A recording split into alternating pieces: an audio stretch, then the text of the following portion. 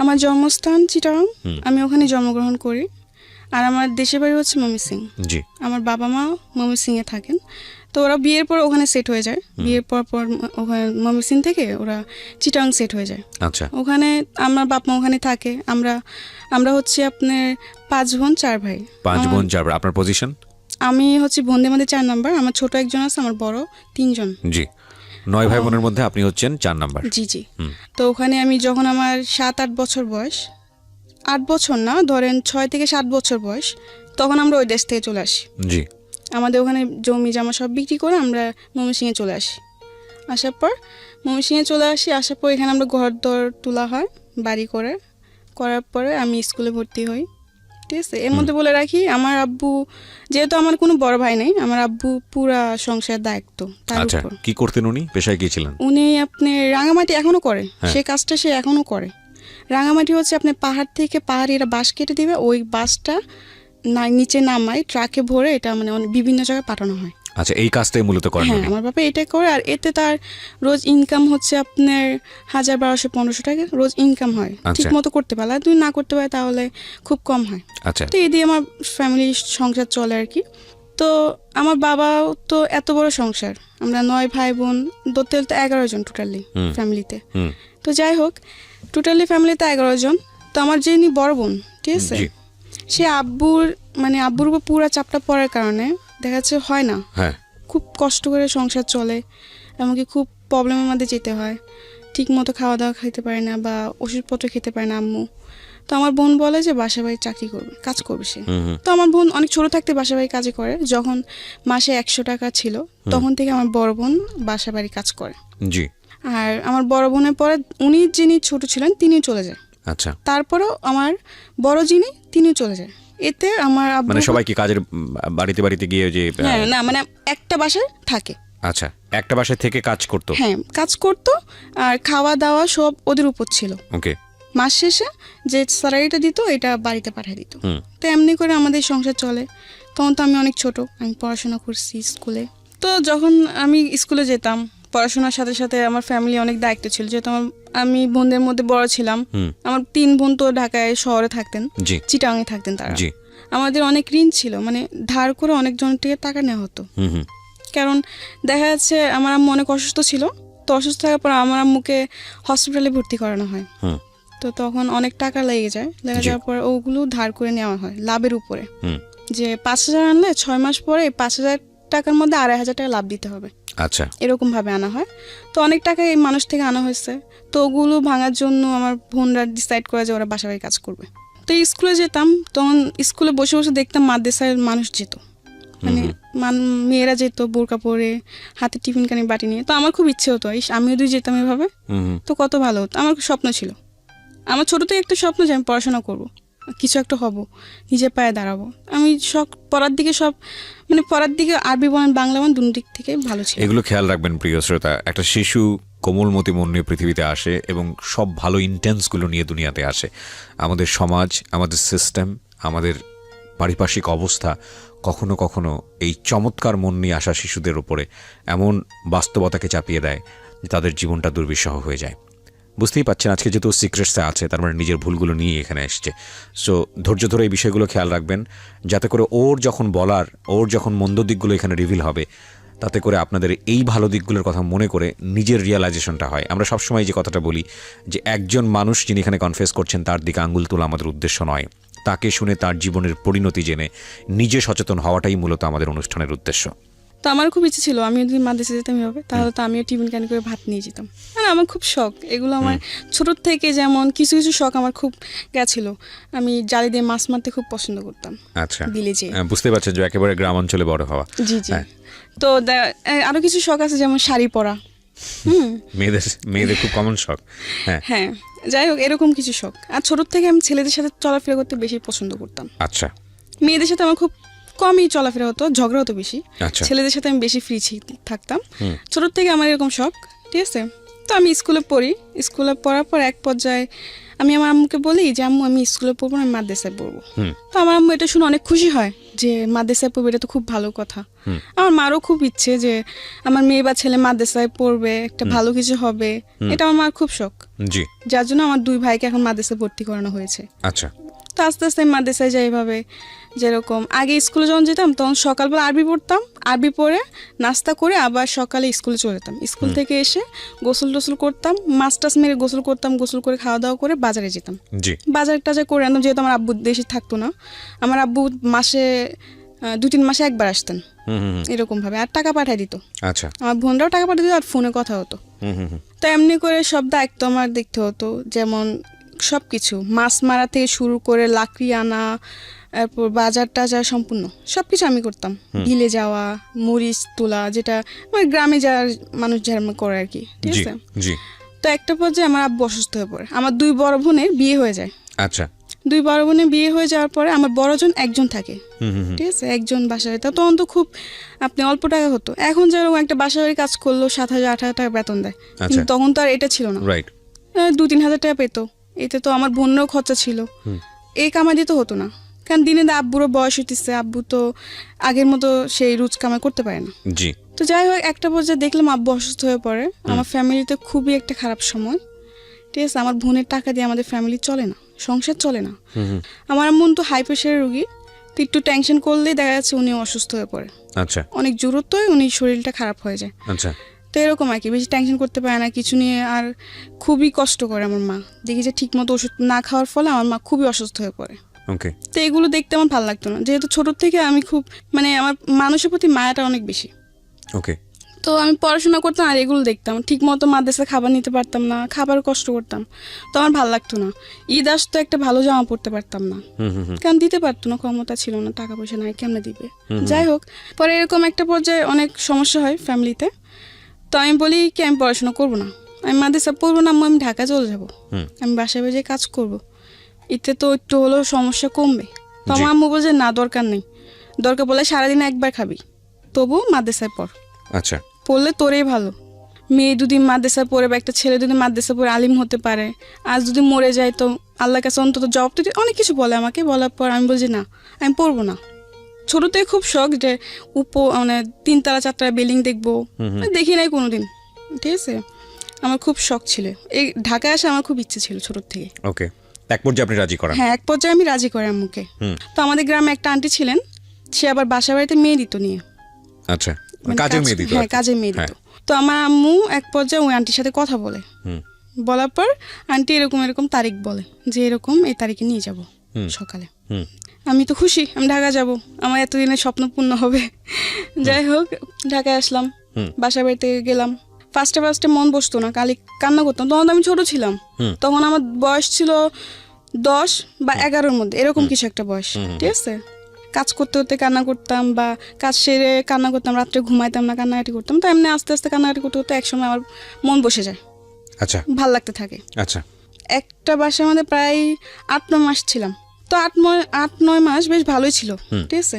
একটা পর্যায়ে দেখি যে বাসায় থাকি ওই বাসার আন্টি খুব চিল্লাপাল্লা করে, বা সাধারণ কিছু নিয়ে বকাঝকা করে, সন্দেহ করে। আর ওই বাসাটা আমাদের কিরকম ছিল যে উনিরা আবার ওরা গ্রামেরই, ঢাকায় মিডিল ক্লাস ফ্যামিলি, বেশি বড় লোক না ওরা, খুব ওদের মার্কেটে একটা দোকান ছিল, ওটা দিয়ে আর কি চলতো। তো ওদের বাসায় আমি কাজ করতাম, তখন আমার বেতন ছিল মাত্র 1500। তো মাস শেষে বেতন বাড়িতে পাঠিয়ে দিতাম, আব্বু নিয়ে যেত, না হলে আম্মু নিয়ে যেত, না হলে তখন তো মনে হয় বিকাশ ছিল কি ছিল না আমার পুরোটা খেয়াল নাই। তো যাই হোক এমনি করে বাড়িতে টাকা পাঠাই দিতাম, আমি রাখতাম না কিছু। তো এমনি 8-9 মাস করার পর দেখলাম যে আন্টি অযথা বকাঝকা বা গায়ে হাত তুলতে আসে, এরকম কিছু একটা করে। তো আমি বলছি আমি থাকবো না। আচ্ছা যাই হোক থাকবো না, তো আমার বলে কেন থাকবে না, এসে অনেক কিছু করে ওই বাসাতে আমি চলে আসি। চলে এসে আরেকটা বাসায় যাই, ঠিক আছে। ওই বাসাটা বেশ ভালোই ছিল, কারণ সব থেকে ভালো ছিল কি জানেন, আমি বললাম যে ছোট থেকে আমি ছেলেদের সাথে চলতে বেশি পছন্দ করতাম, ঠিক আছে। তো ওই বাসায় যে বাসায় গেছি নেক্সট টাইম, ওই বাসার মধ্যে আমার সমান 2টা মেয়ে ছিল, আরেকটা ছেলে ছিল। তারা মানে আন্টির 3জন সন্তান বাচ্চা ছিল, ঠিক আছে। 2টা মেয়ে 1টা ছেলে, ছেলেটা ছোট, মেয়েগুলো আমার সমান। তো ওদের সাথে খেলাধুলা করতাম, কাজ সেরে, আর আমাকে খুব আদর করতো। আর ওখানে একটা ছেলে ছিল, ছেলেটার নাম বলতে চাচ্ছি না, বাট বাড়িওয়ালার ছেলে, কিন্তু কোনোদিন আমাকে ওরকম নজরে দেখে না, কাজের মেয়ের নজরে দেখে নাই। আচ্ছা, ভাবতো যে আমিও ওদের একটা কিছু ফ্যামিলি মেম্বার। ফ্যামিলির মতো দেখতো। যাই হোক, তো ওদের সাথে খুব ভালো সময় কাটে। আস্তে আস্তে ওখানে বেশ অনেক দিনই ছিলাম, ঠিক আছে। তো একটা পর্যায়ে ওই বাড়ির যে মানে আঙ্কেল, আমি উনিকে আবার আঙ্কেল আন্টি বলতাম, ঠিক আচ্ছা। আছে। আঙ্কেল একটা পর্যায়ে দেখি কি যে কিরকম জানি একটু অদ্ভুত টাইপের ব্যবহার করতে থাকে। আপনার বয়স তখন কত? তখন আমার বয়স এই 10 থেকে 11। 10 থেকে 11, ওকে। তো এত কিছু বুঝতাম না তখন। আমি দেখলাম কয়েকদিন যাওয়ার পর, কয়েকদিন কিছু না, সব কিছু একদম ঠিক, আমি অনেক হ্যাপি। হ্যাঁ, সবার সাথে খুবই মিলেমিশে চলছে। হ্যাঁ, মিলেমিশে চলছি, খাওয়ার সময় খাইতেছি, আবার টিভি দেখার সময় মানে খুবই মানে আমি মনে করতাম কি যে সময়টা আমি আমার গ্রামে পার করতে পারি নাই এত হাসি মজা করে, এটা আমি এখানে করতেছি। যাই হোক, একটা পর্যায়ে দেখি যে আঙ্কেল একটু অন্য টাইপের হয়ে গেছে। এরকম যে মানে রাত্রে দেখি রুমের পাশে এসে দাঁড়ায় থাকা, বা রাত্রে ঘুমানো পরে আর কি, ঠিক আছে। তো আমার একটা অভ্যেস কি ছিল, আমি টিভি দেখতাম। আচ্ছা, অনেক রাত্রি পর্যন্ত টিভি দেখতাম, 2টা-3টা পর্যন্ত আমি টিভি দেখতাম। তো আমি সব কাজকর্ম ছেড়ে আড্ডা মেরে শেষ হওয়া যাওয়ার পরে খাওয়া দাওয়া সেরে ওরা ঘুমায় পড়তো। তো ওরা তো ওদের বেডরুমে যে ঘুমায় পড়তো, তা আমি ড্রয়িং রুমে বসে টিভি দেখতাম। আচ্ছা, রাতে 2টা-3টার মতো টিভি দেখতাম। তো একটা পর্যায়ে দেখি যে ওই ঘরে আঙ্কেল রাত্রে হঠাৎ করে এসে ডাক দেওয়া, বা আমাকে বলতো যে পানি নিয়ে আসো, এটা সেটা। তো আমি নিয়ে যেতাম। কিন্তু একটা পর্যায়ে দেখি যখনই আমাকে বলতো পানি নিয়ে যাও, তখন যখন আমি ওকে পানিটা দিতে যাব, তখন আমার গ্লাসটা না আমার হাতটা ধরতো। মানে এরকম ভাবে অনেক কিছু অড জিনিস আপনি খেয়াল করলেন, এবং যেটা আপনার কাছে খুব অস্বস্তিকর মনে হতো। আচ্ছা, তো আমি মনে মনে ভাবলাম যদি বলি তো হয়তো সবাই আমাকে দোষারোপ করবে, মিথ্যা বলতিছো, এরকম কিছু না। কারণ তারও তো 2টা মেয়ে আছে। আচ্ছা, ঠিক আছে। পরে কিছু বলি নাই। পরে আমার বড় বোন ছিলেন, আবার আমি যেখানে থাকতাম ওখান থেকে কিছুটা দূরে আমার বড় বোনের বাসা, ওখানে সে কাজ করতো। আচ্ছা, তো আমি আমার বড় বোনকে বলি আমি থাকবো না এই বাসায়। কিন্তু আমার আরেকদিকে মায়া ছিল ওই ছেলেটার প্রতি, কারণ ওদের সাথে আমি এত ভালো সময় কাটাইছি। আমি চলে যাই, ওদেরকে খুব মিস করবো, আমি যেতে চাইছি, কিন্তু না যেয়ে আমি পারতেছি না, আমার এগুলো ভালো লাগছে না। তো আমার বোনকে বলে আমি থাকবো না, আমি চলে যাবো। তো আমার বোন বলল কেন, এতদিন বললে এত ভালো ভালো, এখন তুই চলে যাবে, কারণ কি? আমি বলছি না আমার ভালো লাগে না, আমি থাকবো না, আমি চলে যাবো। এরকম বলার পর আমার বোন অনেক কারাগারি করে। আচ্ছা, এই 2 দিন পর বাসা চেঞ্জ করে, এটা কি ভালো? কিন্তু আমি কেন বাসা চেঞ্জ করি এটা তো ওরা জানে না, আমি তো ওদের সাথে শেয়ার করি না জিনিসটা। এমনি করে আমার বোন বলে থাক, দেখ বাড়িতে অনেক প্রবলেম, কয়েকটা মাস থাক কষ্ট করে। তো এমনি এমনি আমি আর 2টা মাস থাকি। থাকার পর খুবই দেখা যাচ্ছে আমি রাতে ঠিক মতো ঘুমাতাম না, ভয় থাকতো সবসময়, মনে মধ্যে ভয় কাজ করতো। জি, কারণ এই জিনিসগুলোর সাথে তো আমি আগে কোনোদিন মানে ভাবি নাই যে এরকম কিছু একটা, মানে অনেক কিছু মানে গ্রামের টাইপে ছিলাম, এত বুঝ জ্ঞান বা এত ইন ডিটেল ইন ডেপথ জানা ছিল না। না জানা ছিল না। 2 মাস থেকে আমি বাসার থেকে চলে আসি, কিন্তু আমার মন খারাপ ছিল ওদের জন্য, যে সবাইকে ছেড়ে চলে আসছে। আমি অনেক আশেপাশে অনেক কান্নাকাটি করি। তো আমার বোন বলে কি তোর এখানে থাকতে হবে না, তুই আমার খালাম্মাদের কাছে চলে যা। আমার খালারা তখন কলাবাগান থাকতেন। আচ্ছা, ওখানে ওরা খালারাও কাজ করতেন। আচ্ছা, তো আমার বোন বলে তো ওরা ওদের কাছে চলে যা। তো আমি এক পর্যায়ে আমার খালাম্মাদের কাছে চলে যাই, ঠিক আছে। ওখানে যাওয়ার পর ওরা আমাকে একটা বান্দা বাসায় দেয়। ওই বাসাতে আমি একটা বেবি রাখতাম, বাচ্চা, মানে বাচ্চার দেখাশোনা করতে হ্যাঁ হতো বাচ্চার আপনাকে। দেখাশোনা করতাম। তো যখন আমি যাই তখন ওর বাচ্চার বয়সটা ছিল আপনার 2 থেকে 2.5 মাস, অনেক ছোট। আর ওর বাপ মা দুজনে চাকরি করতেন, চাকরিজীবী ছিলেন, হাজব্যান্ড আর ওয়াইফ। আমি ওই বাচ্চা দেখাশোনা করতাম ছোট থেকেই, ওকে খাওয়ানো দাওয়ানো সব কিছুই আমার দায়িত্ব ছিল, গোসল থেকে নিয়ে ঘুম পাড়ানো। তো বাচ্চার বয়স কত ছিল? ওই যে বললাম 2.5 মাস। 2-2.5 মাসের বাচ্চার পুরো দায়িত্ব আপনার উপর? হ্যাঁ আমার উপর। তখন আপনার বয়স কত? আমার তখন বয়স হচ্ছে আপনার 12 12 ভেরি সাড়ে tough job, very very tough job. হ্যাঁ, ঠিক আছে। তখন আমি তো নিজে একটা বাচ্চা, আমি একটা বাচ্চায় কি করবো? তবে একটা জিনিস সবসময় মাথায় ভাবতাম যে আমার করতে হবে, কারণ যদি আমি না করতে পারি তাহলে আমি কাজ করব কি করে আর টাকা কামাই করব কি করে। তখন আমার এই চেষ্টা ছিল। আমি ছোটোর থেকে একটা কি, আমি কোনো কিছুর জন্য হার মানতাম না সহজে। আমি যেটা হয় না এটা আমি করব, বারবার চেষ্টা করব। তো তখন ওই বাচ্চার দেখাশোনা সব আমি করতাম। তো এমনি এমনি বেশ বাচ্চার সাথে এমনি থাকতে থাকতে বাচ্চা আস্তে আস্তে বড় হয়, ঠিক আছে। বড় হতে থাকলো, বেশ ভালোই সময় কাটতেছে আমার, বেবির সাথে খেলাধুলা করতাম। ফলে কি একটু কষ্ট হতো, যেমন রাতে 2টা-3টা পর্যন্ত জায়গা থাকতে হতো আমার বাচ্চাকে নিয়ে। তো এদিক থেকে আমি একটু কষ্ট পেতাম, ঘুমের থেকে আমি খুব কষ্ট করতাম, ঘুম জিনিসটা বেশি কষ্ট করতাম আমি ওখানে। ওকে। তো যাই হোক এমনি করতে করতে 6-7 মাস কেটে গেল। যখন বাচ্চা 8 মাসের বয়স তখন আমি ওখান থেকে চলে আসি। যাই হোক ওখান থেকে আসারও কারণ আছে, আসতাম না, কারণ একটা বাচ্চাকে রাখতে রাখতে ওটার প্রতি আমার মায়া চলে আসছে। হুম হুম হুম কিন্তু ওরা এমন কিছু করতেছিল তখন যে না এসে আমি পারতেছি না, কারণ একটা সহ্যের সীমানা থাকে। ওখানে কিছু প্রবলেম হতেছে যে বাচ্চা কান্না করতেছে কেন, এটার জবাব দিতে হবে আমার। এখন স্বাভাবিক, একসময় হাসবে একসময় কান্না করবে, এটাই তো নিয়ম। সবাই তো সবসময় হাসবে না, সবসময় কান্নাও করবে না, এটা তো ওদের বুঝতে হবে। Right. কিন্তু ওটা বুঝে না। ওরা খাবার দিল, খাবারটা পুরোপুরি খায় না। সবসময় কি একটা মানুষ কি সবসময় খাবার শেষ করে উঠতে পারে? হুম এটা বুঝবে না, বলে কি তুই বাচ্চাকে ঠিক মতো খাবার দাবার করাস না, এই করাস না সেই করাস না, অনেক কিছু। মানে এগুলো নিয়ে আমার সাথে অনেক মানে খারাপ ব্যবহার করতে থাকে, অনেক রাফ ব্যবহার করে আমার সাথে। তো এগুলো আমার ভালো লাগে না। তখন তো আমি বেশ একটু হলো বড় ছিলাম, তো আমার এগুলো অনেক খারাপ লাগতো যে গরিব হয়েছি বলে এত অবহেলা, আমার এগুলো ভালো লাগতো না। পরে আমি কি করি, কিছু বলি না। তো একদিন বাচ্চাকে গোসল করাতে নিচ্ছে, হ্যাঁ, গোসল করা নেওয়ার পরে আমি একটা জিনিস ভুলে আনি নাই। গোসল করাতে নিতে হলে শ্যাম্পু, সাবান, তয়লা, অনেক কিছু, গোসলের যা যা আয়োজন সব কিছু আমার তৈরি করতে হতো। জি তো ওদিন আমি একটা জিনিস ভুলে আনতে মন নেই, ঠিক আছে। ওইটার জন্য ওই আপু আমার গায়ে হাত তুলতে আসে, আমাকে মারতে আসে।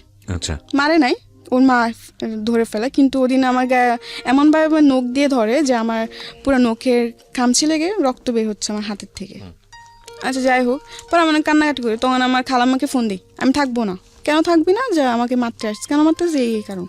তো আমি বলছি হয় এরকম মাঝে মধ্যে, থাক, এগুলো হয়। আমি বলছি না আমি থাকবো না, এগুলো হয় মানে আমি এতদিন ধরে থাকি, এখন একটা ভুল হয়েছে দেখে ও আমাকে মারতে আসবে, এটা কোনো কথা?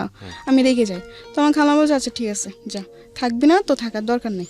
এখানে একটা বিষয় একটু ইন্টারাপ্ট না করলেই নয়, হয়তো অনেকেই মন খারাপ করবেন আমার ইন্টারাপশন দেখে, কারণ গল্পের কন্টিনিউটি নষ্ট হয়। তারপর বিনীতভাবে বলছি, because this is very important. ছোট বাচ্চা যেসব কাজের লোক যারা টেক কেয়ার করে, তাদের কিন্তু শুধু ছোট বাচ্চার হ্যাসেলটা নিতে হয় না, আরেকটা ভয়াবহ রকমের হ্যাসেল আছে, সেটা হচ্ছে এই মায়ের হ্যাসেল। এই কারণে বলছি যে মা যদি প্রথম সন্তান হয়ে থাকে, খুব কনসার্ন থাকে তার উপর, বাচ্চাটার উপরে, এক। আর দুই নম্বর হচ্ছে মেডিকেলি আপনারা যদি যোগাযোগ করেন তাহলে দেখবেন ওই সময় শরীরে একটা হরমোন থাকে মায়েদের শরীরে, যেটা তাদের অনেক বেশি অ্যাংরি রাখে, অনেক বেশি রাগান্বিত রাখে। সো পান থেকে চুন খসলেই দেখবেন যে অনেক বেশি মেজাজ করছে। তো ওই হ্যাসেলটাও কিন্তু ওই কাজের লোকের উপরে গিয়েই পড়ে। সুতরাং বুঝতেই পারছেন ইটস এ ডিফিকাল্ট জব। আমরা মাদেরকে নিয়ে কথা বলি, কিন্তু যখন এটা ডাইভার্ট হয়ে কাজের মানুষের উপর চলে যায়, তখন কিন্তু সেটা আরও ভয়ানক আকার ধারণ করে। এবং 12-13 বছরের ছোট্ট একটা কাজের মেয়ে, তার কিন্তু এই জিনিসটা বোঝার বিষয় না। সো খুব স্বাভাবিকভাবেই তার উপরে হ্যাসেলটা অনেক বেশি হয়, যেটা ওর জায়গা থেকে কিছুটা হলেও আমার কাছে মনে হচ্ছে যে এরকম হলেও হতে পারে। হ্যাঁ বলেন। তারপর পরে আমার খালাম্মাকে আনার পর আমার খালাম্মা বলে থাক, তো আমি বলছি না আমি থাকবো না, আমার এগুলো ভালো লাগে না, আমার বাচ্চা রাখতে খুব কষ্ট হয়, আমার ঘুমের খুব কষ্ট হয়। আমি দেখা যাচ্ছে বাচ্চা রাখতে রাখতে বিকাল 4টা-5টা বাজে, আমি দুপুরে খাবার খেতে পারি না। বাচ্চা ঘুমালে তবে আমার খেতে হবে, ঠিক আছে। এখন বাচ্চা না ঘুমালে এমনও দিন যায় 4টা-5টা বাজে আমি দুপুরে খাবার খেতে পারি না। আবার বোর সকালবেলা উঠতে হয়, রাত 2টা-3টা বাজে শুয়ে আবার বোর 6টা-7টার সময় উঠা অফিসে যাবে, তোর সব কিছু তৈরি করতে এমনি আমার খুবই কষ্ট হয়ে যায়, আমি অসুস্থ হয়ে পড়তেছিলাম। তো এমনি বললো আচ্ছা ঠিক আছে আর একটা মাস থাক তুই, আরেকটা বাসা দেখে তখন নিয়ে যাবো তোকে। তো আমি বলছি আচ্ছা ঠিক আছে। তো এমনি বলে ও আপুদের সাথে কথা বলে আমার খালাম্মা যে ঠিক আছে তোমরা একটা নতুন মানুষ দেখে নাও, আমার বোনজি থাকবে না, তো ওকে আমরা 1 মাস পর নিয়ে যাবো, তোমরা 1 মাসের মধ্যে আরেকটা মানুষ নিয়ে নাও। তো আচ্ছা ঠিক আছে। তো ওখান থেকে আমি চলে আসি, চলে আসার পর আমি আরেকটা বাসে যাই, ঠিক আছে। ওখানে যাওয়ার পরে ওখানে আপনি ছিল হচ্ছে আঙ্কেল আন্টি দুজন জব করতো, উনি 2 মেয়ে ছিল। 2 মেয়ে থেকে 1 মেয়ে বিয়ে হয়ে পড়ে শ্বশুর বাড়িতে, আরেক মেয়ে ভার্সিটিতে পড়ে, আচ্ছা কলেজে পড়ে। তো আচ্ছা ওখানে বেশ ভালোই কাটতেছে সময়, কিন্তু একটা পর্যায়ে আবার সে একই প্রবলেম লক্ষ্য করলাম যে আঙ্কেল একটু মানে তার নজর একটু অন্যরকম হয়ে গেছে। তখন আপনি মোটামুটি বোঝেন যাদের ব্যাড ইন্টেনশন আছে, আপনি এটা তখন মোটামুটি বোঝেন। বুঝি, হালকা হলে বুঝি। আচ্ছা তো যাই হোক, পরে ভাল লাগে না এই, তখন মনে মনে বলি যে আমি যেখানে যে আমার কপালে কি এগুলোই মিটে, এগুলোই জুটে, আমার কি একটা ভালো বাসা হবে, জুটবে না কপালে, এগুলো বলে কান্নাকাটি করতাম আর কি। তো আবার বলে আমি থাকবো না, ঠিক আছে। তো এক পর্যায়ে আমার খালাম্মার রাগারাগি হবে, থাকবি না মানে রোজ রোজ বাসা পাল্টানো, কয়েকদিন পর বাসা পাল্টানো, এগুলো কি মানুষ ভালো বলে? এই সেই অনেক কিছু বললো। তো আমি বলছি না আমি থাকবো না, যে আমি আর বান্দা বাসা চাকরি করবো না। এক পর্যায়ে বলে আমি বান্দা বাসা চাকরি করবো না। আচ্ছা তো বলে কি তুই করবি না তো কি করবি? তো আমি বলছি আমি চাকরি করুম। তুই তোকে এখন কে চাকরি দিব? আমি বলছি কে চাকরি দিব মানে? মানুষকে চাকরি করে না, আমিও চাকরি করুম। আর না হলে আমি রাত্রে কোনো বাসে থাকুম না, আমি সারাদিন কাজ করুম, রাত্রে হলে চলে আসবো। এরকমভাবে অনেকজন এখনো করে। তো ওরকমভাবে আমি বললাম যে করবো। তো আমার খালামা ফার্স্টে রাজি হয় যে না ও, তো আমার খালামা বলে কি ও সারাদিন কাজ করে ঘুরবি ফিরবি, বাইরে বাইরে ঘুরবি, এগুলো করতে চাস তোরা, এসে অনেক কিছু বাজে বাজে কথা বলে। তো আমি বলি যে না, আমি কাজ করব, এতে আমি কোনো শয়তানি করবো না, তোমাদের কথা মতো আমি চলবো। তো আমার খালামাকে বলো ফার্স্টে রাজি হয় না, পরে অনেক জোরাজুরি করে আমি রাজি করাই, ঠিক আছে। তো আমি চলে যাই, ওই বাসার থেকে চলে যাই। যাওয়ার পরে একটা বাসা নেই, সারাদিন থাকি, রাত্রে চলে আসি। ওখানে আপনি হচ্ছে রান্না বান্না। তো আমি তো ছোট ছিলাম, আমি রান্না বান্নাটা বুঝতাম, কিন্তু আমার চেষ্টা ছিল আমি করবো, আমি শিখবো, না শিখলে আমি ভবিষ্যতে রান্না করবো কি করে, আমার এটা ভাবনা ছিল। তো আচ্ছা ঠিক আছে, তো ফার্স্টে গেছি, ওই ঘরে আন্টি দেখাই দিত, ঠিক আছে। ওই ঘরে আন্টি আবার নিয়মটা হচ্ছে কি, উনিও জব করতো, বাট উনি হাজব্যান্ডের সাথে উনি ডিভোর্স হয়ে যায়। আচ্ছা, ঠিক আছে, ডিভোর্স হয়েছে, উনি 2টা মেয়ে থাকে, ভালোই, 2টা মেয়ে খুব ভালো, এবং অনেক ভালো ছিল। তো ওখানে আমি রান্নাবান্না করি। তা একটা পর্যায়ে দেখতেছি রান্নাবান্নার, হ্যাঁ ওখানে আমি একটা জিনিস লক্ষ্য করে ওখান থেকে চলে আসে একটাই কারণ, ঠিক আছে। আমি যেটা সত্য কথা, আমি যে আন্টির বাসায় থাকতাম, সে আন্টি একটু ব্যবহারটা অন্যরকম ছিল। আচ্ছা, ঠিক আছে, যেহেতু উনি হাজব্যান্ড থাকতেন না, উনি যে ডিভোর্স হয়ে যায়, কিন্তু আন্টির সাথে উনি হাজব্যান্ড কোনো সম্পর্ক ছিল না, কিন্তু মেয়েদের সাথে ওর বাবা তো কথা বলবেই। তো যাই হোক, তো একটা বছর দেখি কি যা আন্টির বাসায় প্রতিদিন একটা লোক আসে, কিন্তু যখন আমি প্রশ্ন করলাম কে ওদের মেয়েকে, তখন বলে যে জানি না আঙ্কেল, ঠিক আছে। কিন্তু আচ্ছা, যখন ওরা মেয়েরা বাসায় থাকতো না, তখন ওই আঙ্কেল রাত্রে আসতো, রাত্রে আসে সারা রাত থেকে সকালে যেত। তো এগুলো আমার ভাবাতে লাগলো কি ব্যাপার, উনি আসে কিছু না, আবার আন্টির রুমে থাকে। যাই হোক, এরকমভাবে ওরা আঙ্কেলটা আসে, ঠিক আছে। আঙ্কেলটা আসলে আস্তে আস্তে অনেক কিছু জিনিস দেখে আমার মনে সন্দেহ হতে লাগলো, তখন তো আমি একটু হলে বুঝতাম। তো একদিন আমি আন্টি আন্টি ওই আঙ্কেলটা কে, বলে কি ওটা তোর আঙ্কেল। আমি বলছি আঙ্কেল মানে, বলে কি বিয়ে করছে। কিন্তু ওই আঙ্কেলের শুনলাম যে আবার তার আরেকটা সংসারও আছে। আচ্ছা, আমি কিছুটা হলে বুঝতে পারছি যে যেগুলো হচ্ছে সেগুলো ঠিক না, কারণ আঙ্কেল একটা সংসার আছে, আঙ্কেল হয়তো আরেকটা বিয়ে করছে, বা মানে আপনার কাছে ভালো লাগছিল না বিষয়টা, ভালো লাগতেছিল না। তো আমি বলি কি আমি এখানে থাকবো না, কারণ ওইখানেও সমস্যা হয়। হ্যাঁ, ওখানে সমস্যা হয় বলতে কি, ওই আঙ্কেল ছাড়া আরো অনেকজনে আসে। আচ্ছা, তো আপনার কাছে পরিবেশটা ভালো লাগেনি, তো আপনি ওখানে চলে গেছি। যাই হোক, যাওয়ার পর আমি বলি কি যে আমি আর বাসায় কাজই করবো না, আমি চাকরি করবো, আমি গার্মেন্টস করবো, আর নাহলে যে কোনো একটা চাকরি করবো। বলে কি এত ছোট মেয়েকে গার্মেন্টস চাকরি দিবে না, এটা সেটা ওইটা তুই পারবি না। তো আমার খালামার সাথে একটা মেয়ে থাকতো, সে আবার গার্মেন্টসে চাকরি করতো। তো আমি বললাম কি আপু, তুমি না আমার জন্য একটা গার্মেন্টসে চাকরি দেখো, আমি না তোমার সাথে চাকরি করবো। তো ও বলে কি আচ্ছা ঠিক আছে দেখবো না, এমনি করে বলে কি আচ্ছা ঠিক আছে দেখবো না, এমনি 1 মাস কেটে যায়, মানে সিরিয়াসলি নেয় না আর কি। না সিরিয়াসলি নেয় না জিনিসটা। তো কেটে যাওয়ার পরে আমি কোনো চাকরি টাকরি করি না, এমনি 1 মাস কাটলো, 2 মাস কাটলো, 2 মাসে আমার খালাম্মা আমার কাছে 5,000 টাকা ধার পেয়ে যাবে, কারণ তার কাছে যে খাওয়ার বিল দিতে হতো, খাওয়া থাকা 2,500 মাসে দিতে হতো। তো এমনি 2 মাসে আমি পুরা বসা, আমার বাড়িতে টাকা পাঠাতে পারতেছি না, ঠিক আছে। আর দ্বিতীয়ত হচ্ছে আব্বু ঠিক মতো কাজ হচ্ছে না, কাজ বন্ধ, অনেক সময় দেখা যাচ্ছে কাজ বন্ধ থাকে, গাড়িগুলো অফ থাকে। 2 মাস পরে কোনো চাকরি হয় নাই, আমি খুব চিন্তায় পড়ে গেছি, এত টাকা বাড়িতেও প্রবলেম হচ্ছে, সাইডে খালাম্মা এত টাকা পাবে কোথা থেকে, কি দিব না দিব, মাথা পুরো নষ্ট আমার। তো একটা পর্যায়ে একটা হসপিটালে চাকরি আসে, মানে হসপিটালে দেখাশোনা করার জন্য এরকম একটা চাকরি আসে। তো আচ্ছা আমি কাগজপত্র জমা দিই, আমার জমা নিয়ন্ত্রণ কার্ড ওখানে জমা দিই, আমি তো খুশি, যাই হোক একটা তো কাজ পাইছি। তখন ওখানে স্যালারি ধরছে আপনি 10,000, আমি তো আরও খুশি। যাই হোক 10,000 টাকা স্যালারি পর মাসে 5,000 টাকা বাড়িতে পাঠিয়ে দিব, আর 5,000 টাকা আমার নিজের জন্য রাখবো, আমি বেশ ভালোই। তো ঠিক আছে, ওখানে জবটা নিচ্ছে হয়েছে 8 ঘন্টা করে ডিউটি। আচ্ছা, তো আমি যেখানে থাকতাম ওখানে 3-4 জন নিচ্ছে এই একই কাজ, তো আমরা একই সাথে যেতাম, একই সাথে এমনি 1 মাস করে ওই জবটা, ঠিক আছে। করার পরে বাড়িতে বেশি প্রবলেম ছিল, তো 1 মাসে যা কামাই করছি ওই টাকাতে বেশিরভাগ আমি বাড়িতে পাঠিয়ে দিছি। পরে আমার কাছে ফোন ছিল না, তো একটা ফোন কিনলাম, তো এতে তো আমার খালাম্মার টাকা দেওয়া পড়ে নাই। তো এই 3 মাসের মধ্যে কত টাকা জমে গেছে। এরপরে একটা প্রবলেম কেন, ওই চাকরিটা চলে যায়, আমি ছাড়ি না চাকরিটা, মানে যারা এটা কিন্তু একটা আপনার একজনের ডিলের মাধ্যমে এটা আনা হয়, ঠিক আছে, বিভিন্ন জায়গায় দেয় আর কি লোক। তো ওদের মধ্যে একটা কি জানি প্রবলেম হওয়ার কারণে আপনার চাকরি চলে যায়। হ্যাঁ, আমরা সবার চাকরি চলে যায়, যাদেরকে চাকরি দিয়েছিল তাদের সবার চাকরি চলে যায়। তো এখন আমি আবার বসা, ঠিক আছে। আবার বলে রাখি, এই চাকরির মাধ্যমেই ঠিক আছে একটা ছেলের সাথে আমার পরিচয়। ওই যে বললাম ফোন কিনছি, হুম ঠিক আছে, হুম ফোন কেনার পর টাচ ফোনে কিনছি কম দামি আর কি। ফোন কিনছি, পর আমার ফোনে প্রবলেম, আমি কারণ বাজার নিয়ে গেছি, ছেলেটার দোকানটা কারণ বাজার, হুম ফোন সার্ভিসিংও করে, আবার দেখা যাচ্ছে ফোনে গান টান লোডও দেয়, এরকম একটা। তো ওই ছেলের কাছে যাই, ঠিক আছে। তো ওদিন টাচ ফোন, মেমোরিতে প্রবলেম, সেটে ফ্লাশ দিতে হবে, পুরা সেট বাইরে থেকে হয়ে গেছে। তো ওদিন আমার কাছে টাকা শর্ট ছিল, 250 টাকা না ফ্লাশে ছেলেটা। হুম তো যাই হোক, ওই ছেলেটা কি করলো, আমার ফোন টোন পুরো ঠিক করে দিছে, ঠিক আছে। তো আমার কাছে টাকা পাবে হচ্ছে 450 টাকা পাবে, কিন্তু আচ্ছা। ওদিন আমার কাছে টাকা ছিল হচ্ছে 200। আচ্ছা। তো এখানে আরো অনেক টাকার পার্থক্য না। হুম তো আমি ওই ছেলেটাকে বললাম কি, আচ্ছা ভাইয়া শুনেন, আমি তো পুরো টাকা আনি নাই, হুম আপনি, ছেলেটাকে ফার্স্ট আমি বলছি, দেখেন ভাইয়া এত কিছু করতে হবে না, জাস্ট আপনি আমার ফোনটা ঠিক করে দেন হালকা ভাবে, যেন আমি কিছু চলতে পারি, পরে আচ্ছা। আমি ঠিক করবো, আমার কাছে আচ্ছা। টাকা নাই বেশি। তো ছেলেটা বললো কি, সমস্যা না, আমি আপনাকে ঠিক করে দিই, আপনি পরে যে পরে টাকা দিয়ে দিন, এমনি বলে আর কি। পরে আমি নাম্বারটা দিই, নাম্বারটা দেওয়ার পর আমি বাসায় চলে আসি। আসার পর 2 দিন পর ছেলেটা আমাকে ফোন দেয়। ছেলেটা ফোন দেওয়ার পর আমাকে ভালো মন্দ জিজ্ঞাসা করে, আমি বলছি কে, বল এরকম, তো পরিচয় দেয় আর কি। তো আমি বলছি ও আচ্ছা। তো আমি বললাম হ্যাঁ আমি ভালো আছি। এমনি এমনি আস্তে আস্তে ও ফোন দেয়, ঠিক আছে। তখন আমি কোনো ছেলের সাথে কথাবার্তা বলতাম না, আমি আমার গ্রামে একটা ছেলেকে লাইক করতাম, আচ্ছা আচ্ছা। পছন্দ করতাম আর কি, ওকে। কিন্তু কোনো প্রকাশ করি নাই। তো যাই হোক, ওই ছেলেটা আমাকে ফোন দিতে থাকে এমনি আস্তে আস্তে। তো আমিও কথাবার্তা বলতে এই করে, তুই আচ্ছা। দেশে চলে যা, হুম খেলার আগে এই করে দেখে আমি দেশে চলে আসছি, ঠিক আছে।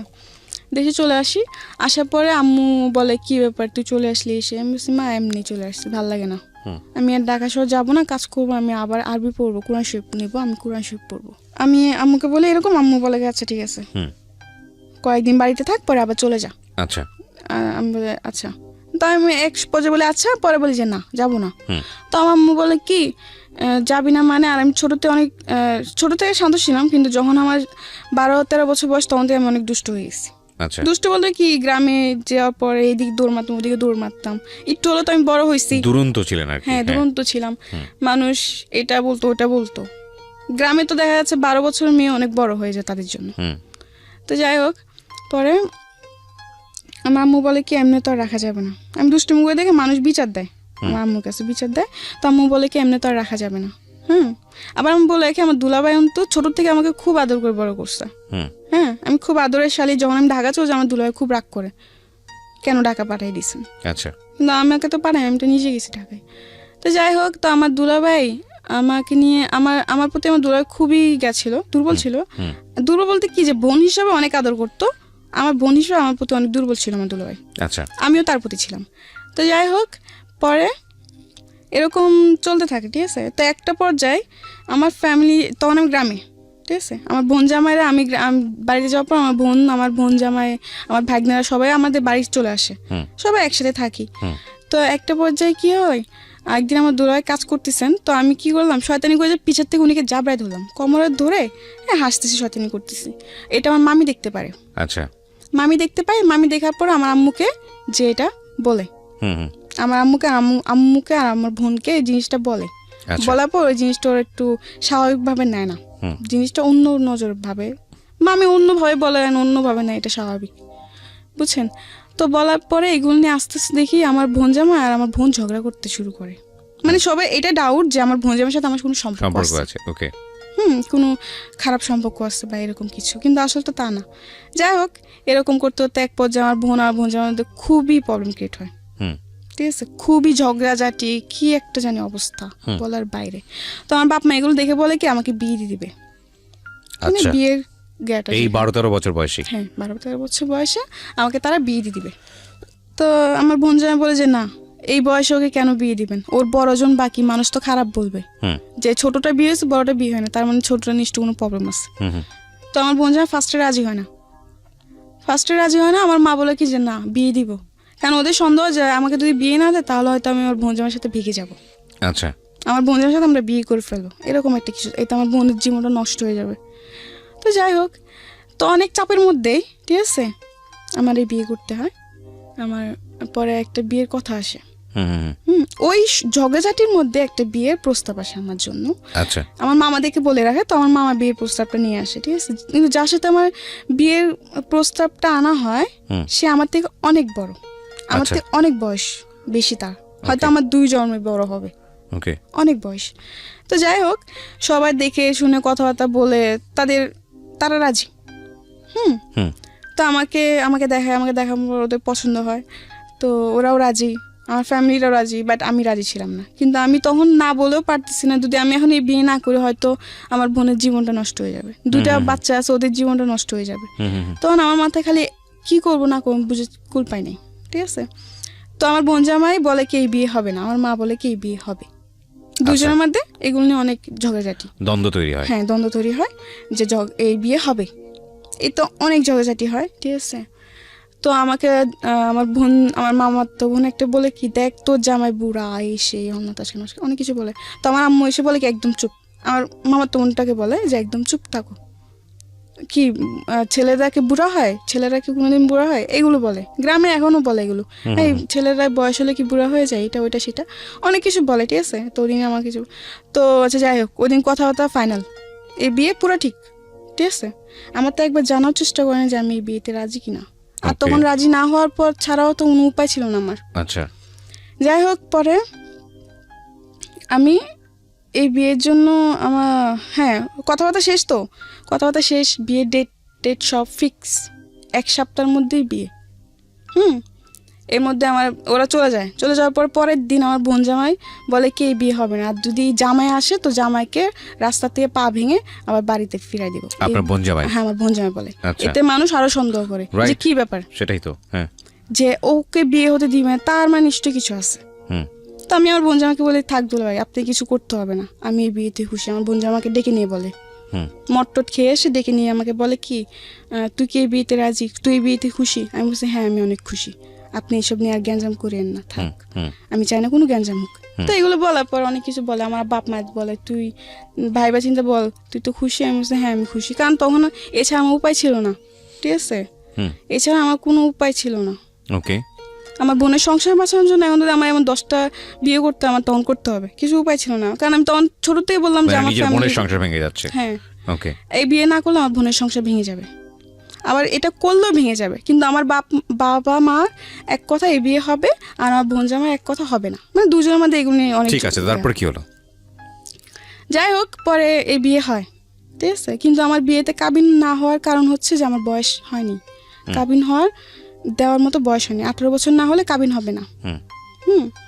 তো এমনি 2 দিন থাকার পরে এখন মানুষ বলে কি যে, আমার বাপ মা বলতেছে যদি এখন জামাই ফিরাই দেওয়া হয় তো মানুষ তো খারাপ বলবে, জিনিসটা মানুষ তো খারাপ বলবে যে বিয়ে ভেঙে যে তোমার মেয়ে একটা বদনাম, ওই ওদিক থেকেও বদনাম হয়ে যাবে। তো যাই হোক, কাবিন ছাড়াই বিয়ে হয়। তো ওরা বলে কি যে ঠিক আছে, যত মধ্যে মেয়ের 18 বছর পূর্ণ না হবে তো তুমি বন্ধ কাবিন হবে না, 18 বছর পূর্ণ আমরা কাবিন দিব। তো এমনি করে সবার কথার উপর বিয়েটা হয়। কত বছর বয়সে বিয়ে হলো এটা আপনি তখন আমি 13তে পড়তেছেন এই অবস্থায়? মানে 13 শেষের দিকে, মানে 14 এরকম কিছু একটা। ওকে, বুঝতেই পারছেন ওর বয়স 17 পার হয়েছে, 18 পড়েনি এখন পর্যন্ত। ওর জীবনের অনেক ঘটনা এখনো বাকি, আমরা শুনবো। এবং এই বয়সে ওর বিয়ে হয়েছে। তো আমার বিয়ে হয়ে যাওয়ার পর আমি শ্বশুরবাড়িতে যাই, ঠিক আছে। আবার বলে রাখি, আমার হাজব্যান্ডের অন্ত 6 ভাই 1 বোন মারা যায়, ওরা 6 ভাই থাকে, ঠিক আছে। তো 6 ভাইয়ের মধ্যে ও 2 নাম্বার ছিল, সবার বড় আমি ছিলাম। হ্যাঁ, বয়স হয়তো ছোট হতে পারি, হমদে তো সবার বড় ছিলাম। সবাই ভাবি বলতো আমাকে, কিন্তু তখন তো আমি কিছুই বুঝতাম না, গ্রামে কোনো কাজ কমে পারতাম না। আচ্ছা, রান্না বান্না কিছুই, রান্না তো আমি পারতাম, কিন্তু ওটা তো লাকড়ি চুলা তো রান্না করা অনেক সহজ না, কঠিন, আগুন লেগে যাওয়ার ভয়। যাই হোক, বিয়ে করার পরে দেখলাম হ্যাঁ এটা ঠিক যে আমি হয়তো মন থেকে মানতে পারি নাই, কারণ আমাদের প্রতিটা মেয়ের স্বপ্ন থাকে, তো আমার কিছু স্বপ্ন ছিল। পরে বিয়ে হয়ে যাওয়ার পর শ্বশুরবাড়িতে যাই, ঠিক আছে। তো এমনি 1টা মাস বেশ ভালোই কাটে। একটা মাস খুবই, মানে আমার আদর যত্ন কোনো দিক থেকে আমাকে সে কষ্ট দেয় নাই। আচ্ছা, ঠিক আছে। তো 1 মাস পর মেয়ে আসে, আবার বলে রাখি ওর তো 2টা মেয়ে আছে, ওই 2টা মেয়েরও বিয়ে হয়ে গেছে শ্বশুরবাড়িতে। আচ্ছা, মানে লোকটার বয়স কত থাকে তখন? আপনি 40 মানে 50-এর কাছাকাছি। মাই গুডনেস, ওর হাজবেন্ডের বয়স ছিল 50-এর কাছাকাছি। এবং উনি, আপনি কত নাম্বার ওয়াইফ ছিলেন ওনার? 4 নাম্বার। 4 নাম্বার। চিন্তা করে দেখেন অবস্থা। ওকে, বলেন তারপর। 4 নম্বর ওয়াইফ। কিন্তু এটা কেউ জানতো না যে ওর 3টা বিয়ে করছে আগে, সবাই আপনার ফ্যামিলি কেউ জানতো না? না, সবাই এটা গোপন করছে। ঠিক আছে, ওকে, গোপন করে কেউ জানে না, সবাই জানে যে একটা বিয়ে করছে, বউ পালায় চলে গেছে, এই জন্য সে আরেকটা বিয়ে করে এমনি তার একা থাকা যায় না, কেউ তো দরকার। তো যাই হোক এমনি করে বিয়েটা করে। একটা মাস পুরোপুরি ঠিক, 1 মাস পর ওর মেয়ে আসে। তো মেয়ে আসে, আমি রান্নাবান্না করি যেটুকু পারি, আমার ক্ষমতা যেটুকু আমি রান্নাবান্না করি। আর আমার হাজব্যান্ড একটা অভ্যাস কি ছিল, ওর মেয়ে এসে কিন্তু কোনো ছেলে সন্তান নেই। আচ্ছা, ও সবসময় খালি বলতো যে আমার ছেলে লাগবে, আমার ছেলে লাগবে, খালি ছেলে ছেলে করতো। তো আমি একদিন প্রশ্ন করলাম যে ছেলে আর মেয়ে তো কেউ বানায় না, এটা তো আল্লাহ সৃষ্টি, যা যা সৃষ্টি যে করে তাই তো বুঝবে, তাই না? এখন তোমাকে যদি আল্লাহ ছেলে না দিয়ে মেয়ে দেয় তখন কি মেয়ে হলে ভালো, আর যদি ছেলে তো আরো বেশি ভালো, মানে ওর ছেলে ছেলে এরকম একটা কি জিনিস। ওকে, তো যাই হোক ওর মেয়ে আসে, আসার পরে একটা জিনিস দেখলাম, 2-3 দিন বেশ ভালো, 2-3 দিন পরে সে একটু পাল্টে গেছে, একটু অন্যরকম হয়ে গেছে। মানে আমার সাথে বেশি কথা বলে না, ঠিক আছে, ছোটোখাটো জিনিস নিয়ে রাগারাগি চিল্লাপাল্লা মারধর করতো। হ্যাঁ, এমনি এমনি বেশ ভালোই এরকম অত্যাচার আমার উপর চলতেছে। মেয়ে যাওয়ার পর এটা আরো বেশি বেড়ে যায়। আচ্ছা, বন্ধুদেরকে নিয়ে বাসায় মদ নিয়ে এসে আড্ডা মারা, ঠিক আছে, রাতে 2টা-3টা পর্যন্ত আড্ডা দিত। আমাকে ঘুমাতে দিত, নিজেও ঘুমাতো না, তাদের জন্য আমার বসে থাকতে হবে। এইসব আড্ডা শেষ হওয়ার পরে ও বন্ধুদেরকে বিদায় দিয়ে পরে ও ঘরে আসবে, পরে আমাকে ঘুমাতে হবে। আমি আগে ঘুমাই গেলে এটার জন্য আমাকে বকবে, আমি আগে কেন ঘুমাই যাই। এরকমভাবে আমার উপর অনেক অত্যাচার করে সে, ঠিক আছে। এমনি এমনি প্রায় 2-2.5 মাস কাটে। আমার হাজব্যান্ড বাসা কিন্তু আমি 3 মাসও থাকি না, ঠিক আছে। তো 2.5 মাস পর আমি জানতে পারলাম যে আমি মা হব। মাই গুডনেস, আমি প্রেগনেন্ট, আমি মা হব। 2.5 মাস তখন আমি বুঝতে পারতাম না তখন। তো একদিন হঠাৎ করে খুব মাথা ঘুরতেছিল, মানে মাথা ঘুরতো। বুঝতে পেরেছি, আপনি যে সিমটমটা বুঝতে পেরেছেন যে আপনি মা হবেন। হ্যাঁ, তারপর কি হলো? পরে ও তো খুশি। এটা সবাই জানতো না, খুব কমই জানতো, সবাইকে এতটা জানানো হয় নাই। ও খালি বলতো ছেলে ছেলে। আমি বলি যে এটা আল্লাহ যা যাই তা, এটা তুমি আর আমি সৃষ্টি করবো না যে গা। আর তবু আমি মেনে নিছিলাম, ঠিক আছে। যাই হোক 2.5 মাসে প্রেগনেন্ট। তো একদিন ও বাজারে যায়, ঠিক আছে। তো ওদিন আমাকে বলে কি মুরগি এনে দিচ্ছে, আমাকে মুরগি এনে লুটি বানাতে বলছে আর মুরগি রান্না করতে বলছে। তো আমি রান্নাবান্না করি, রান্নাবান্না করার পরে আমার যে উকিল মা, যে আমার দায়িত্ব নেই, উকিল মা যাকে বলা হয়, সে তার বাসায় যাই আমি সন্ধ্যাবেলা। রান্নাবান্না সেটা আমি ভয় পেতাম, একলা করে থাকতে ভয় পেতাম, খুব ভয় পেতাম। অন্ধকার আমার পছন্দ ছিল না, অন্ধকার আমি খুব ভয় পেতাম তখন। তো যাই হোক পরে ওদিন আমি রান্নাবান্না জলদি জলদি সেরে সন্ধ্যার আগে আমি আমার উকিল মার বাসায় চলে যাই, একা বাসায় থাকতে পারতাম না। যাওয়ার পরে ওদিন ও যাদের সাথে কাজ করতো একটা লোক আসে। আসার পর অনেক কিছু বলার পর এগুলো ও শুনে, ঠিক আছে।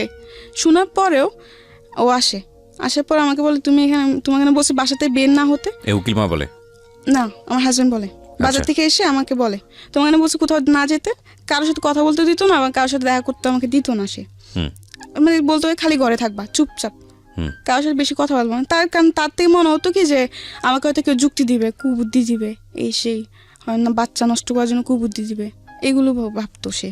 ওকে, তো ঠিক আছে, এমনি কাটতে থাকলো। এর মধ্যে সে অত্যাচার করে আমাকে, যেমন সব কিছু নিয়ে, খাবার নিয়ে, গোসল নিয়ে, রাত্রে ঘুমানো নিয়েও ডিস্টার্ব করে। মানে ডিস্টার্ব বলতে কি, অত্যাচার করে, ছোটখাটো বিষয় নিয়ে জ্বালাতন।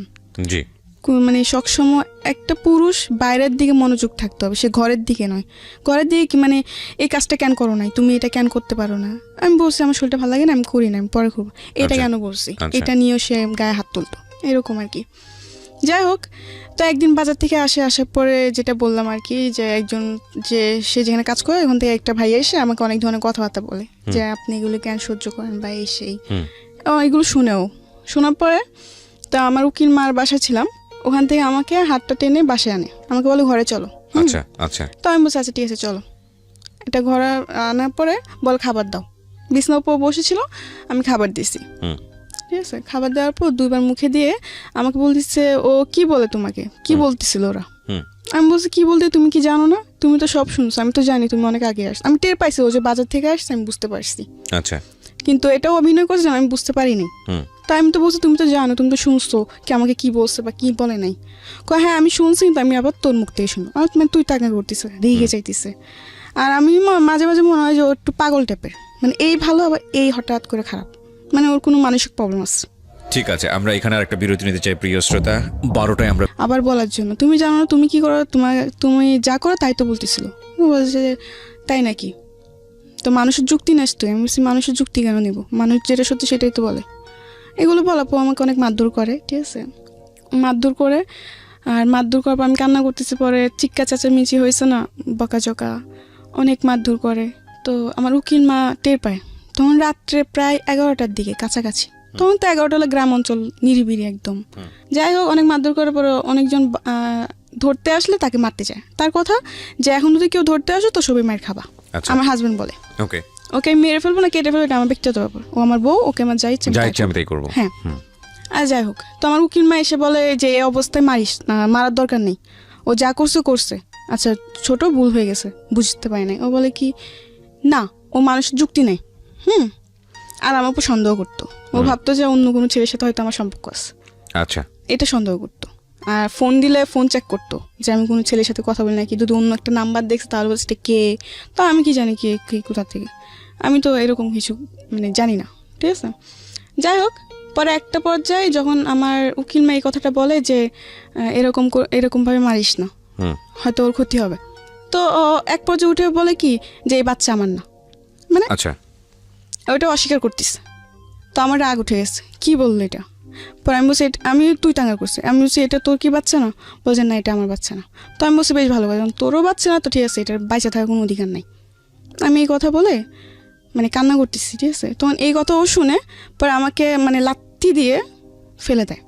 আচ্ছা, যার কারণে আমি খুব মাথায় খুব আঘাত পাই, এমনকি শরীরেও খুব আঘাত পাই। আর মাটিতে ও আমাকে এমনভাবে মারতেছিল, মানে কি বলবো, জাস্ট পা দিয়ে লাথি দিতেছিল। ওহো, এই প্রেগন্যান্ট থাকা অবস্থাতে? হ্যাঁ হ্যাঁ, এটা কোমরে, পেটে বা পিঠে, বুকে, মুখে, মানে যেখানে সে পারতেছে। আমি তো মাটিতে পড়ে গেছি, ঠিক আছে।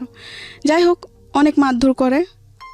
পরে একটা পর্যায়ে ও একটা লাইট থাকে, মানে গ্রামে তো অনেক লাইট দিয়ে চলাফেরা করা হয় যেহেতু কারেন্ট নাই, তো একটা লাইটার ছিল ওর, স্টিলের, সিলভারের, ঠিক আছে। ওইটা দিয়ে আমার একটা মাথায় বাড়ি মারে। পরে আমি আর বলতে পারি, আমি সেন্সলেস হয়ে পড়ে যাই। ওহো, ঠিক আছে। পরে কি হয় না হয় তা আমি জানি না, ঠিক আছে। যখন আবার আমি চোখ খুলি তখন দেখতে পারি যে আমার মাথায় পানি ডালতেছে, ঠিক আছে, মানে আমার হাত পা মুছে দিতেছে, কান্নাকাটি করতেছে। আর এর মধ্যে আমার খুবই খারাপ অবস্থা হয়ে গেছে, ঠিক আছে। আমি প্রায় এই ঘটনার পরে আমি প্রায় 1.5 মাস অসুস্থ ছিলাম। আর এই ঘটনার পরে আমার বেবিটা নষ্ট হয়ে যায়। আচ্ছা, যাই হোক, নষ্ট হয়ে যাওয়ার পরে আমি তো অনেক অসুস্থ ছিলাম। এইসব খবর আমার মার কানে যায়, বাবার কানে যায়। তো আমার ফ্যামিলির থেকে আমাকে নিতে আসে, তো ওদিন আমাকে নিয়ে যায়, ঠিক আছে। নিয়ে যাওয়ার পর আমি প্রায় 1.5 মাস অসুস্থ ছিলাম, অনেক অসুস্থ হয়ে পড়ছি, ঠিক আছে। অসুস্থ হওয়ার পর 1.5 মাস পর আমি মোটামুটি একটু সুস্থ। তখন সে মেম্বার চেয়ারম্যান নিয়ে আসে, তার কথা যে তার বাচ্চা নষ্ট করে ফেলছে আমি। কিন্তু এটা আমি নষ্ট করি নাই, ওর বাচ্চা, ওর আচরণের কারণেই হয়েছে, ওর আচরণের কারণে হয়েছে। কিন্তু ও পুরা দোষ আমাদের উপর ফেলতেছে যে আমরা নষ্ট করে ফেলছি, কিন্তু আসলে তো তা না। যাই হোক, এগুলো অনেক গ্যাঞ্জাম হয়েছে। ও মেম্বার চেয়ারম্যান আনলো, এটা আনলো, সেটা আনলো, অনেক কিছু আমাকে নিয়ে যাবে, ঠিক আছে। ওই ঘটনা পরে আমি আবার যাই ওর বাসায়, আবার যাই, সে একই আচরণ। সবাই কাছে বলছি ঠিক আছে আমি যা করছি ভুল করছি, আমি আর এরকম করবো না। তো ওর উপর আমি আরেকবার বিশ্বাস করে আবার যাই। যাওয়ার পর সে একই আমার আচল করে, ঠিক আছে। যাক, পরে আবার চলে আসি। পরে আমি বলি যে আমি ওর কাছে আর যাবই না। তো আমার বাপ মাও বলে যে ঠিক আছে, একবার আমাদের কথা শুনে গেছোস, যখন ও ভালোই হয় নাই তো আর যাওয়ার দরকার নাই, তোর যেটা ভালো লাগে তুই সেটাই কর। তো আমি বলছি ঠিক আছে, আমি ওর সংসারে আর যাবো না, আমি ঢাকায় চলে যাবো। আচ্ছা, মানে ওই ঘটনার পর আমি আমার হাজবেন্ডের বাসায় যাইনি, আমি ঢাকায় চলে আসি। এরপরে ওর কি হয়েছে না হয়েছে, ও এখনো বেঁচে আসছে কি না তা আমি জানি না। ঢাকায় চলে আসি, ঢাকা চলে আসার পরে একটা বাসায় কাজ নিই আবার। তো বাসায় কাজ ছেড়ে আবার ওই যে বললাম হসপিটালে যে চাকরিটা, আচ্ছা, হসপিটালে একটা চাকরি নিই। আচ্ছা, ওই যে সেটা তো ব্যাকে আপনি বলেছিলেন হসপিটালে চাকরি নেন, এবং ওখানে চাকরি করতে করতে আপনার একটা ছেলের সঙ্গে পরিচয় হয় মূলত মোবাইল সারাতে গিয়ে, ফ্ল্যাশব্যাকে গিয়ে আপনি যেটা বলেছিলেন। হ্যাঁ, এটা ওই ছেলেটার নাম কি ছিল? ছেলেটার নাম রিয়াদ ছিল। আচ্ছা, রিয়াদের সঙ্গে পরিচয়। হ্যাঁ, তারপর তো ওই যে বিয়ের পরে চলে আসলাম ঢাকায় এসে চাকরি করে, চাকরি শেষে ফোন কিনলাম, ফোনের মাধ্যমে ওই ছেলের সাথে আমার পরিচয়, রিয়াদের সঙ্গে পরিচয়। রিয়াদের সামনে আমার পরিচয়। তো যাই হোক, এমনি আস্তে আস্তে ওর সাথে কথাবার্তা বলি। মানে ও আমার ওই সময়টা আমি খুব একা ছিলাম, আমার মন অতটা খারাপ ছিল যে তোর মনে হতো না যে কেউ দরকার যে আমাকে সামলাবে, বা কারণ যেমনই হোক আমার জীবন অনেক কিছু ঘটে গেছে। আচ্ছা, তো দেখতেছি ওকে আমি আবার সব কিছু বলছি, আমার যে আমার বিয়ে হয়েছে বা কিছু সব কিছু বলছি। তো আমাকে একটা কথা বললো কি, হ্যাঁ মানুষ জীবন হতেই পারে, এটা কোনো ব্যাপার না।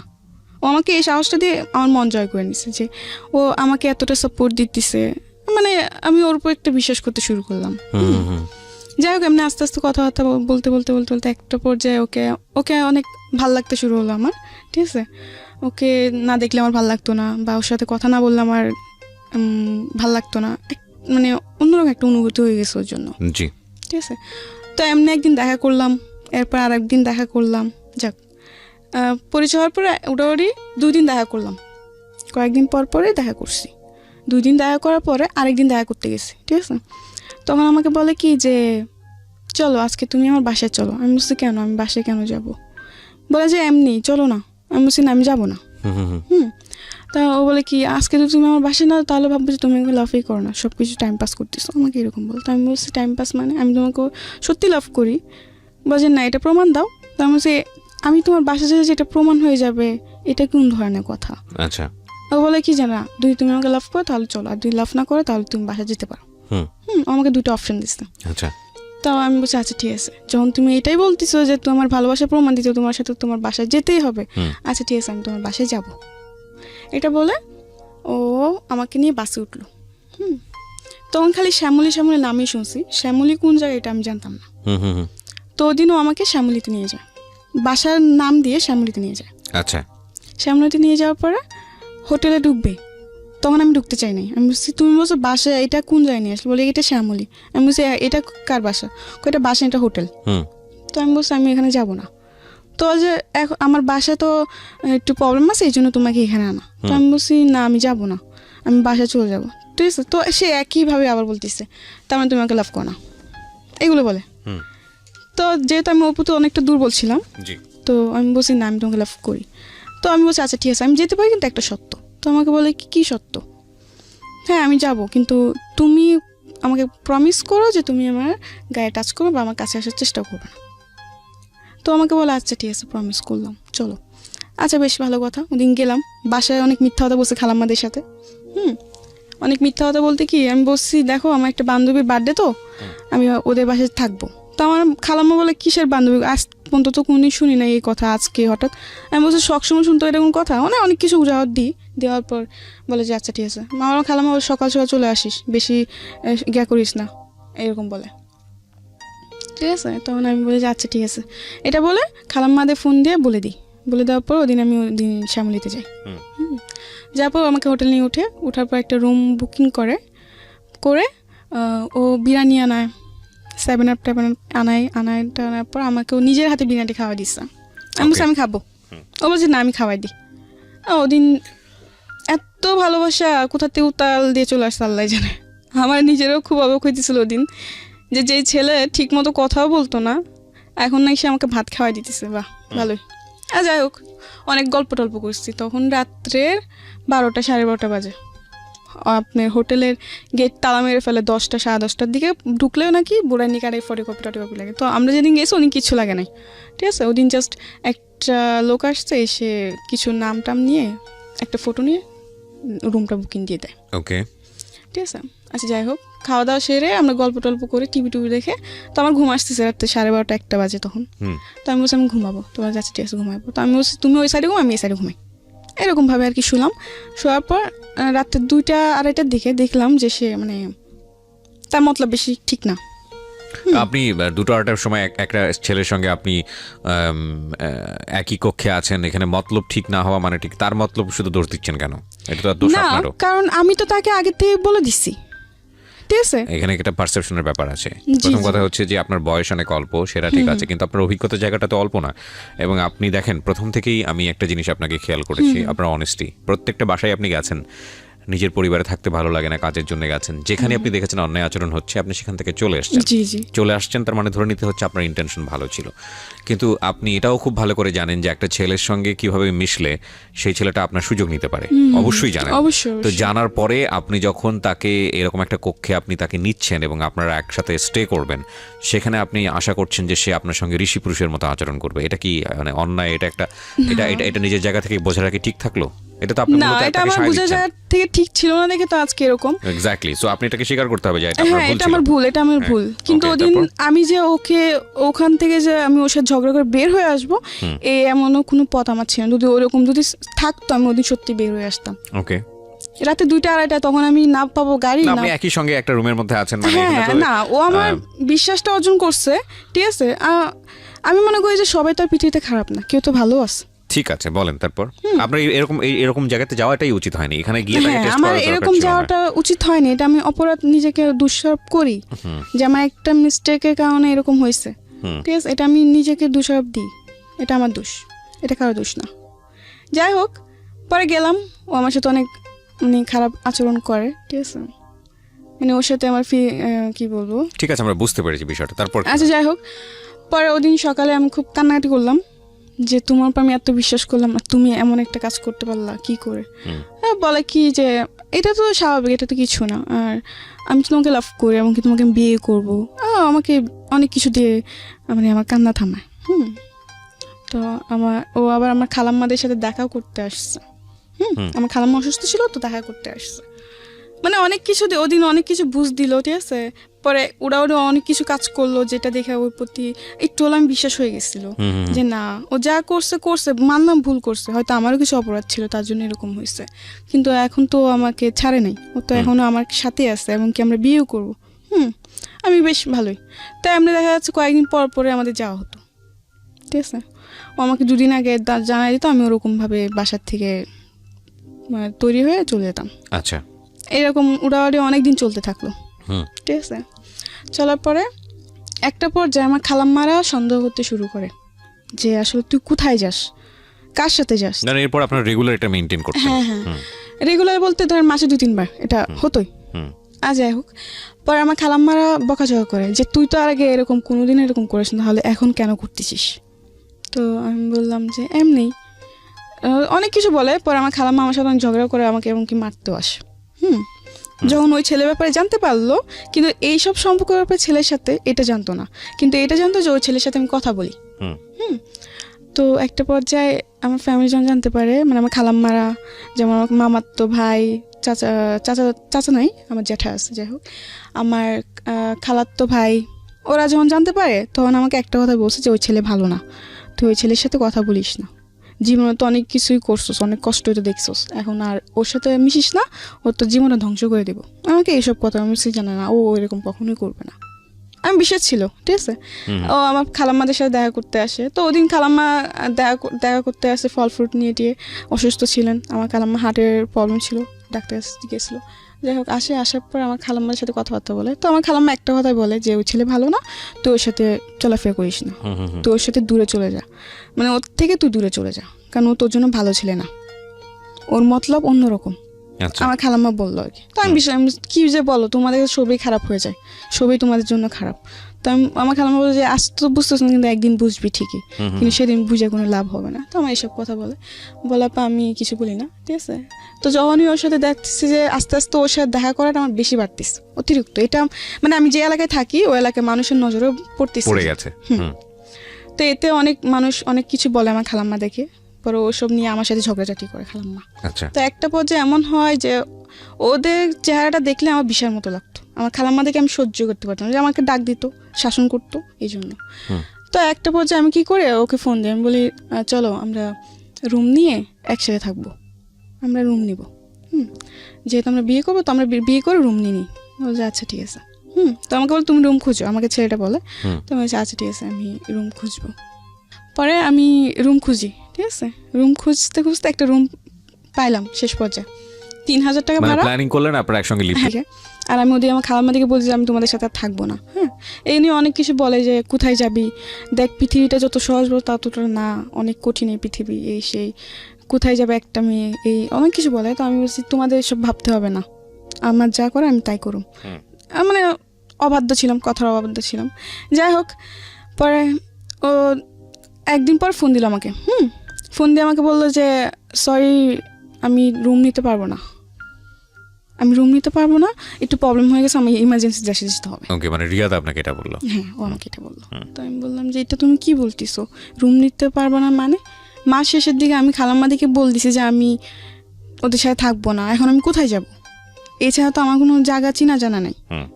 ঠিক আছে, তো এইসব বলার পর আমার জিনিসটা অনেক খারাপ লাগলো, যার জন্য আমি এত কিছু করলাম, এত স্যাক্রিফাইস করতেছি, সে কিনা কি বলে এরকম কিছু। অনেক রাগ উঠছে ওর ওপর আমার। রাগে আমি ওর ফোন নাম্বারটা ডিলিট করে দিছি। দিয়ে আমার একটা মামাতো বোন ছিল, বলে রাখি আমার মামাতো বোন ওর আব্বু আম্মু আসার আগে আমার খালাম্মার সাথে 3 মাস ছিল। তার মানে আমার সাথে খুবই একটা বোনের থেকে বেশি বান্ধবী ছিল। ঠিক আছে, আমরা যখনই যেতাম একসাথে যেতাম ঘুরতে টুরতে। আর ও আমার ব্যাপারে সব জানতো, আমার রিয়াদের সাথে যে আমার এরকম সম্পর্ক এটাও জানতো। ঠিক আছে, তো আমাকে অনেক সাবধান করছিল, কিন্তু আমি মানি নাই। যাই হোক, পরে একটা পর্যায়ে ও না করে দেয়, ও রুম নিবে না। তখন আমার মাথায় চিন্তা ঢুকে গেছে যে ও রুম নিবে না, তাহলে আমি কী করবো, কোথায় যাব? আমি তো তেমন কিছু চিনিও না। আচ্ছা, যাই হোক, পরে আমার ওই মামাতো বোনটাকে ফোন দিই। ফোন দেওয়ার পর বলি যে দেখ এরকম তুই আমার জন্য একটা চাকরি ব্যবস্থা আর থাকা খাওয়ার জায়গা ব্যবস্থা কর। তো বলছে আচ্ছা ঠিক আছে, সমস্যা নেই, আমি করতেছি। ও 2-1 দিনের মধ্যে একটা ব্যবস্থা করছে একটা মেয়ের সাথে। মেয়েটার নাম হচ্ছে আপনার সুবর্ণা। দেখতে অনেক সুন্দর ছিল, খাটোকুটো, বেশ ভালোই ছিল। ওকে, তো ওই মেয়েটার সাথে আমার থাকা খাওয়ার ব্যবস্থা করছে আমার মামাতো বোন। করার পর আমি বলছি আচ্ছা ঠিক আছে, তো আমি যাই। আমার খালাম্মাদের কাছ থেকে বিদায় নিয়ে চলে যাই আমি। যাওয়ার পরে ওখানে আমাকে নিয়ে যায় ওই রুমে। ঠিক আছে, তো রুমে গেলাম 1-2 দিন বেশ ভালোই। পরে জানতে পারলাম যে আরেকটা কথা বলে রাখি, আমার মামাতো বোনকে দিয়ে একটা ছেলের সাথে আমার পরিচয় হওয়ার পরে ওই ছেলে আর আমার মামাতো বোন আমাকে নিতে আসছে। আমি মোহাম্মদপুর লাগাত গেছি, ওখান থেকে ওরা আমাকে চরে নিয়ে যাবে, কারবাঙ্গি চরে। তো ওখান থেকে ওরা আমাকে নিয়ে যায়, চরে নিয়ে যায় ওর বান্ধবীর বাসায়।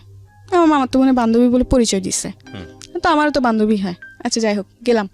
যাওয়ার পর 1-2 দিন বেশ ভালোই। পরে জানতে পারলাম যে ওই ছেলেকে সুবর্ণা হাজবেন্ড বলে পরিচয় দিয়ে এই রুমটা নিছে। মানে আসলে তো ওরা হাজবেন্ড ওয়াইফ না, মিথ্যা কথা দিয়ে নিছে রুমটা, মিথ্যা কথা বলে নিয়ে পরে। কিন্তু হাজবেন্ড একজনকে বানাইছে, কিন্তু রাত্রে এসে থাকে আরেকজন, সুবর্ণার বয়ফ্রেন্ড থাকে। ওকে, সুবর্ণার বয়ফ্রেন্ড থাকে। সুবর্ণার বয়ফ্রেন্ড প্রতিদিন রাত্রে চলে আসে, 11টা-12টার দিকে চলে আসে। ওরা সারা রাত জায়গা থাকে আর আপনার সারাদিন ঘুমায়। সুবর্ণা আবার এসব কাজ করতো সে। তো দেখা যাচ্ছে 1-2 দিন যাওয়ার পর দেখতে পারলাম একটা জিনিস, লক্ষ্য করলাম যে ও রাতে 2টা নয় 3টা নয় বাসাতে বের হতেছে, আবার বাসায় আসতেছে। ঠিক আছে, কোনো চাকরি করে না, কিন্তু অথচ ওদের কাছে টাকার কোনো অভাব নাই। ওকে, এটা আপনি নোটিস করলেন নিজে নিজে? হ্যাঁ। তো একটা পর্যায়ে আমরা দেখতে দেখতে প্রায় অনেক দিন কেটে গেল, 10 দিনের মতো এরকম কাটছে। কাটার পর আরেকটা জিনিস, সুবর্ণা এবং সুবর্ণার বয়ফ্রেন্ড একটু অন্যরকম ছিল, একটু মানে কি বলবো, সবকিছু ওপেনলি। কিন্তু হ্যাঁ, ও মানে সুবর্ণা এটার জন্য কোনোদিন ওকে বাধা দেয় নাই। ঠিক আছে, কারণ হাজার হোক সে আমার প্রেমিক হোক বা আমার হাজব্যান্ড হোক, আমার চোখের সামনে অন্য কোনো মেয়ের ব্যাপারে কথা বললে এটা আমি সহ্য করবো? অবশ্যই না। কিন্তু সুবর্ণা এরকম ছিল না, সুবর্ণা আরও উৎসাহিত দিত ওকে যে তুমি করতে পারো, সমস্যা নেই। ওকে, এরকম করতো। ঠিক আছে, তো এরকম কাটতে থাকে, এগুলো আমার ভালো লাগতো না। যে কি এসব কি, মানে কোনো কিছু মানে নিয়ম কারণ নাই, যখন ইচ্ছা এগুলো কি হচ্ছে, মানে আমার ভালো লাগতো না। হ্যাঁ, তো আমি অনেক ঝগড়াঝাটি করি। ঠিক আছে, ঝগড়াঝাটি করার পর আমি প্রায় 10 দিন ভাত খাইনি, রাগি না খেয়ে। ওই যে বললাম যে ওই যে ছেলেটার সাথে আমার পরিচয় হয়েছে ওদের ধারাতে, ওকে ফোন দিই, যাকে সুবর্ণা হাজবেন্ড বানাইছে।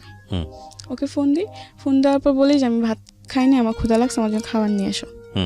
তো আমার জন্য খাবার টাবার নিয়ে আসতো। ঠিক আছে, নিয়ে আসার পরে এমনি করে কাটতে থাকলো, কয়েকদিন কাটলো, 5-6 দিন হয়ে গেল। ঠিক আছে, তো একদিন ওরা একটা পার্টিতে যাবে। তো পার্টিতে যাবে, তো আমাকে বলতে তুইও চল পার্টিতে যাব। আবার সুবর্ণা যেটা করতো ওইটার মধ্যে আমার মামাতো বোনও যুক্ত হয়ে গেছে। ফার্স্টে করে নাই, ঠিক আছে, কিন্তু পরে যে ওরা দুজন একসাথে একাত্তর হয়ে গেছে। তো ওরাও চাইছিল আমি করি, কিন্তু আমার একটা কথা ছিল যে আমি মরে যাব, কিন্তু আমি এসব কিছু করব না। তো ওরা বলে কি হ্যাঁ এখন করবি না, একদিন দেখিস ঠিকই করবি, কারণ যে ছেলের সাথে তুই পরিচয় হয়েছিস ও ছেলে ভালো না, কারণ সুবর্ণা দায় করে ওই ছেলেকে, যা সুবর্ণার লাইফের জন্য ওই ছেলে দায়। তো আমার কথা হলো, যখন ও এতই খারাপ ছিল তাহলে তবে আমার সাথে ওদের কেন পরিচয় করাই দিছিস? আমার কথা এটা। আমি বলছি ঠিক আছে, খারাপ না ভালো এটা আমি পরে দেখে নেব, তোদের কাছ থেকে আমার জানতে হবে না। এটা বলার পর ওরা বলে আচ্ছা ঠিক আছে একদিন বুঝবি। তো আমি বলছি আচ্ছা ঠিক আছে বুঝে নেব না, সমস্যা নেই। এগুলো নিয়ে ঝগড়া, তারপর একদিন পার্টিতে যাবো, তো আমাকে বলছে তুইও চল। আমি বলছি না আমি পার্টিতে যাবো না, ঠিক আছে। তো বলে যে না পার্টিতে ওরকম কিছু না, জাস্ট ফ্রেন্ডসটা মিলে একজন বার্থডে সেলিব্রেট করবে, না ওইটা আমাদের যাবো। তো আমার বলছে আচ্ছা ঠিক আছে। তো আমরা তৈরি হলাম, 3 জন তৈরি হয়ে গেলাম। কিন্তু ওখানে যাওয়ার পর প্রায় 10-12টা ছেলে, ঠিক আছে, 10-12টা ছেলের মধ্যে আমরা 3 জন মেয়ে। আমাকে বলছে যে আরও মেয়েরা আসবে, অনেক বড় করে পার্টি হবে, এই সে অনেক কিছু বলে। তো আমি বিশ্বাস করি আচ্ছা ঠিক আছে আমি যাব। তো ওই পার্টিতে গেলাম, যে দেখি যে 10-12 জন ছেলে আর আমরা শুধুমাত্র 3টা মেয়ে। তো ওই দিন যাওয়ার পর আমার ভালো লাগে না, তো আমি বলছি আমি চলে যাবো। বলে কি এত রাত্রে তো বাসায় যাওয়া যাবে না, রাত্রে বেশি 11টার দিকে রওনা দিচ্ছে, যাইতে যাইতে অনেক সময় লেগে গেছে। পরে কিছুক্ষণ থাকার পর আমার ভালো লাগতেছে না, তো আমি বলছি আমি চলে যাবো, যে এত রাতে গেলে বাড়িওয়ালা জিনিসটা খারাপ ভাববে, থাকে যা। আচ্ছা যাই হোক, তো ওদিন ওই পার্টির তো ওরা অনেক কিছু আনে, অনেক নেশা জাতীয় জিনিসপত্র আনে, ওগুলো খায় ওরা, এমনকি আমাকে জোর করে খাওয়ানো হয়। তো আমি খাই এবং ওদের থেকে বেশি আমাকে খাওয়ানো হয়। আচ্ছা, আপনাকে মানে ড্রাগ নিতে বলা হয় এবং আপনি সেটা নেন? মানে অনেক প্রকারের জিনিস। কি নেন? যেরকম আপনার ভিআরটা তো সিম্পল একটা জিনিস, ওটা কোনো বড় ব্যাপার না। ভিআর, মদ, পরে আপনার ইয়াবা, পরে গাঞ্জা, এরকম। এক রাতে আপনি এত কিছু নিয়ে ফেললেন? না মানে আমি ওদিন এত কিছু নিই নাই, আমি জাস্ট একটা জিনিস নিয়েছি, ওটা হলো মদ। কিন্তু ওদিন আমি মদটা এত পরিমাণ খেয়ে ফেলছি যে আমার পরে কোনো হুঁশ জ্ঞান নেই। ওই পার্টিতে যে আমি খেতে চাই নাই, ঠিক আছে, ওর বলছে কিচ্ছু হবে না তুই খা। আমার অনেক কিছু বললো, তো আমিও খেয়ে ফেললাম। কিন্তু খেতে খেতে এতগুলো আমাকে খাওয়া দিচ্ছে ওরা যে বলার বাইরে। মানে ওরা দুটি খাইছে একবার, আমি খাইছি ওদের সাথে, আমাকে খাওয়াইছে আবার 3বার, এরকমভাবে। মানে ওরা ডবল থেকে ডবল আমাকে খাওয়াইছে। খাওয়ানোর পর তো আমি হাবল তাবল বলতেছি, আমার পিছে কি করছে না করছে সব কিছু, মানে কান্না করতেছি আর বলতেছি। মানে তখন আমার কোনো হুঁশ জ্ঞান ছিল না, আমি যে বাসায় হেঁটে যাবো ওটাও জ্ঞান ছিল না। তো ওদিন হ্যাঁ অনেক কিছু হতে পারতো, কিন্তু একটা ছেলে ছিল যার কারণে হয়তো আমি ওদিনও বেঁচে আসছি, নিজেকে হয়তো ওদিন রক্ষা করতে পারছি। পরে ওই ছেলে ওদিন হ্যাঁ আমার সাথে চেষ্টাও হয়েছিল, কিন্তু আমি যখনই মানে চিৎকা চেঁচামেচি করি, তো ওই ছেলেটা বলতে যে এখন যদি একে বেশি মানে গা করা হয় তো চিৎকা চেঁচামেচি করবে আর মানুষজন চলে আসবে, এখানে পর অনেক বড় প্রবলেম ক্রিয়েট হয়ে যাবে, দরকার না ওকে ওর মতো থাকতে দেয়। তো ওদিন রাত্রে আমি আমার মতোই ছিলাম, সকালে বাসায় ফিরি, সকাল বাসায় ফিরে এসে ঘুম দিই, সারা রাত ঘুমাই নাই, এসে সারাটা দিন ঘুমাই, রাত সন্ধ্যা থেকে ঘুম, মানে সকালতে এসে ঘুম দিছি একদম রাত্রে 8টা-9টা বাজে উঠছি ঘুম থেকে, না খাওয়া দাওয়া না কিছু। পরে আমি ওদের উপর চিল্লালাম যে তোরা কেন আমাকে জোর করতে গেলি, আমি কোনোদিন এগুলো খাই নাই, জীবনে প্রথম আমি খেলাম, তোরা খাস ভালো কথা, তোদের সাথে আমার কেন যোগ করলাম, তো তোদের উপর ভালো ঝগড়াঝাটি হয়। তো এক পর্যায়ে আমি ওই ছেলেটাকে বলি আমি ওদের সাথে থাকবো না, আমার জন্য রুম দেখো তুমি। রুম কি মানে অন্য জায়গায় দেখো, আমি অন্য জায়গায় থাকবো, ওদের সাথে আমি থাকবো না। তো আচ্ছা ঠিক আছে দেখতেছি, কিন্তু এর মধ্যে আমি ওদেরকে বসে চাকরি খুঁজো, ওরা বলে কি আজকে না কালকে না পরশু, এরকমভাবে অনেক উজাহাত দেয়। তো একটা পর্যায়ে রুম ছেড়ে দিব, ঠিক আছে। তো আবার সুবর্ণাকে ওই ছেলেটা বলে কি যে তুমি রুম দেখো। তো সুবর্ণা প্ল্যানিং করে কি যে আচ্ছা ঠিক আছে আমি না 2টা রুম একসাথে দেখবো, একটা মানে তোরা থাকবে, একটা মানে আমি আমার বয়ফ্রেন্ড থাকবো নিয়ে। আমি বলছি ওই ছেলে বলে আচ্ছা ঠিক আছে। তো আমি বলছি আচ্ছা ঠিক আছে যা, তোরা তোদের রুমে থাকবে আমি আমার রুমে থাকবো, এটা কোনো জ্ঞান না। ওরা বলে আচ্ছা। তো এমনি করে একটা পর্যায়ে ওরা রুম দেখে, রুমে অ্যাডভান্স দেয়, জিনিসপত্র নিয়ে চলে যায়, ঠিক আছে। আমাকে ওদিন ওই বাসায় একা রেখে যায়, মানে ওরা জিনিসপত্র নিয়ে চলে যায়, বাড়িগুলোকে পুরো ভাড়া দেওয়া হয় নাই, না দিয়ে ওরা রাত্রে 12টা বাজে সব জিনিসপত্র গুছিয়ে নিয়ে চলে গেছে। আমাকে বলে কি যে আমি আবার আসবো, আমরা জিনিসপত্র রেখে সেট করে পরে তোকে আবার নিতে আসবো, এটা বলে ওরা চলে যায়। 12টা গেল, 2টা গেল, 3টা বাজে আমি ফোন দিচ্ছি, কি রে তোরা কই 3টা বাজে এখনো আসলি না আমাকে নিতে, আমি তো একা বসে আছি, খাওয়া দাওয়া করি নাই। ও বলে কি দেখ অনেক রাত হয়ে গেছে যে আসি নাই, তুই ঘুমায় অনেক কিছু বলে। পরে সকাল হয়েছে, আমাকে সকালে বলে কি সকাল ভোরে ভোরে রওনা দেবে। কেন? যেন কেউ দেখতে না পারে। আমি বলছি কেন, আমি কি কোনো ডাকাতি করবো না, চুরি করবো না, আমাকে কেউ দেখতে পারবো না, আমি এই কথা বলি। তো বলে কি না ওরকম কিছু না, এমনি বলছি যে এমনি বলছে এমনি আয় চুপচাপ। আমি বলছি আচ্ছা ঠিক আছে। তো আমি আমার জিনিসপত্র নিয়ে একটা রিক্সা নিয়ে চলে যাই, যেন কেউ না দেখতে পারে, চুপটি করে চলে যায়। কিন্তু ওরা যে জানি না যে ভাড়াটা দেয় না এইসব, আমি কিছুই জানতাম না। আমি জিজ্ঞাসা করছি ভাড়া দিয়েছি, বলছে হ্যাঁ বাড়িগুলো সব কিছু দেওয়া ক্লিয়ার, কোনো গ্যাঞ্জাম নেই। আমি আচ্ছা। যাই হোক, পরে একটা রিক্সা নিয়ে আমাকে বলে এমন এমন জায়গায়, তো আমি এমন জায়গায় গেছি। যাওয়ার পর ফোন দিছি, ফোন দিয়ে বলে কি আসতেছি। এটা বলার পর ও বলে 2-3বার ফোন দিছি, দেওয়ার পর আসতেছি বলে আর আসে না। 1-2 ঘন্টা পার হয়ে গেছে, আসে না। তো একটা রাস্তার মধ্যে আমি একটা মেয়ে দাঁড়াইছিল, মানুষের নজর তো পড়বেই। সে সকাল থেকে দাঁড়াইছে, দুপুর পার হয়েছে, আসে না। একটা পর্যায়ে আমার ফোন অফ হয়ে যায়, চার্জ থাকে না, অফ হয়ে যায়।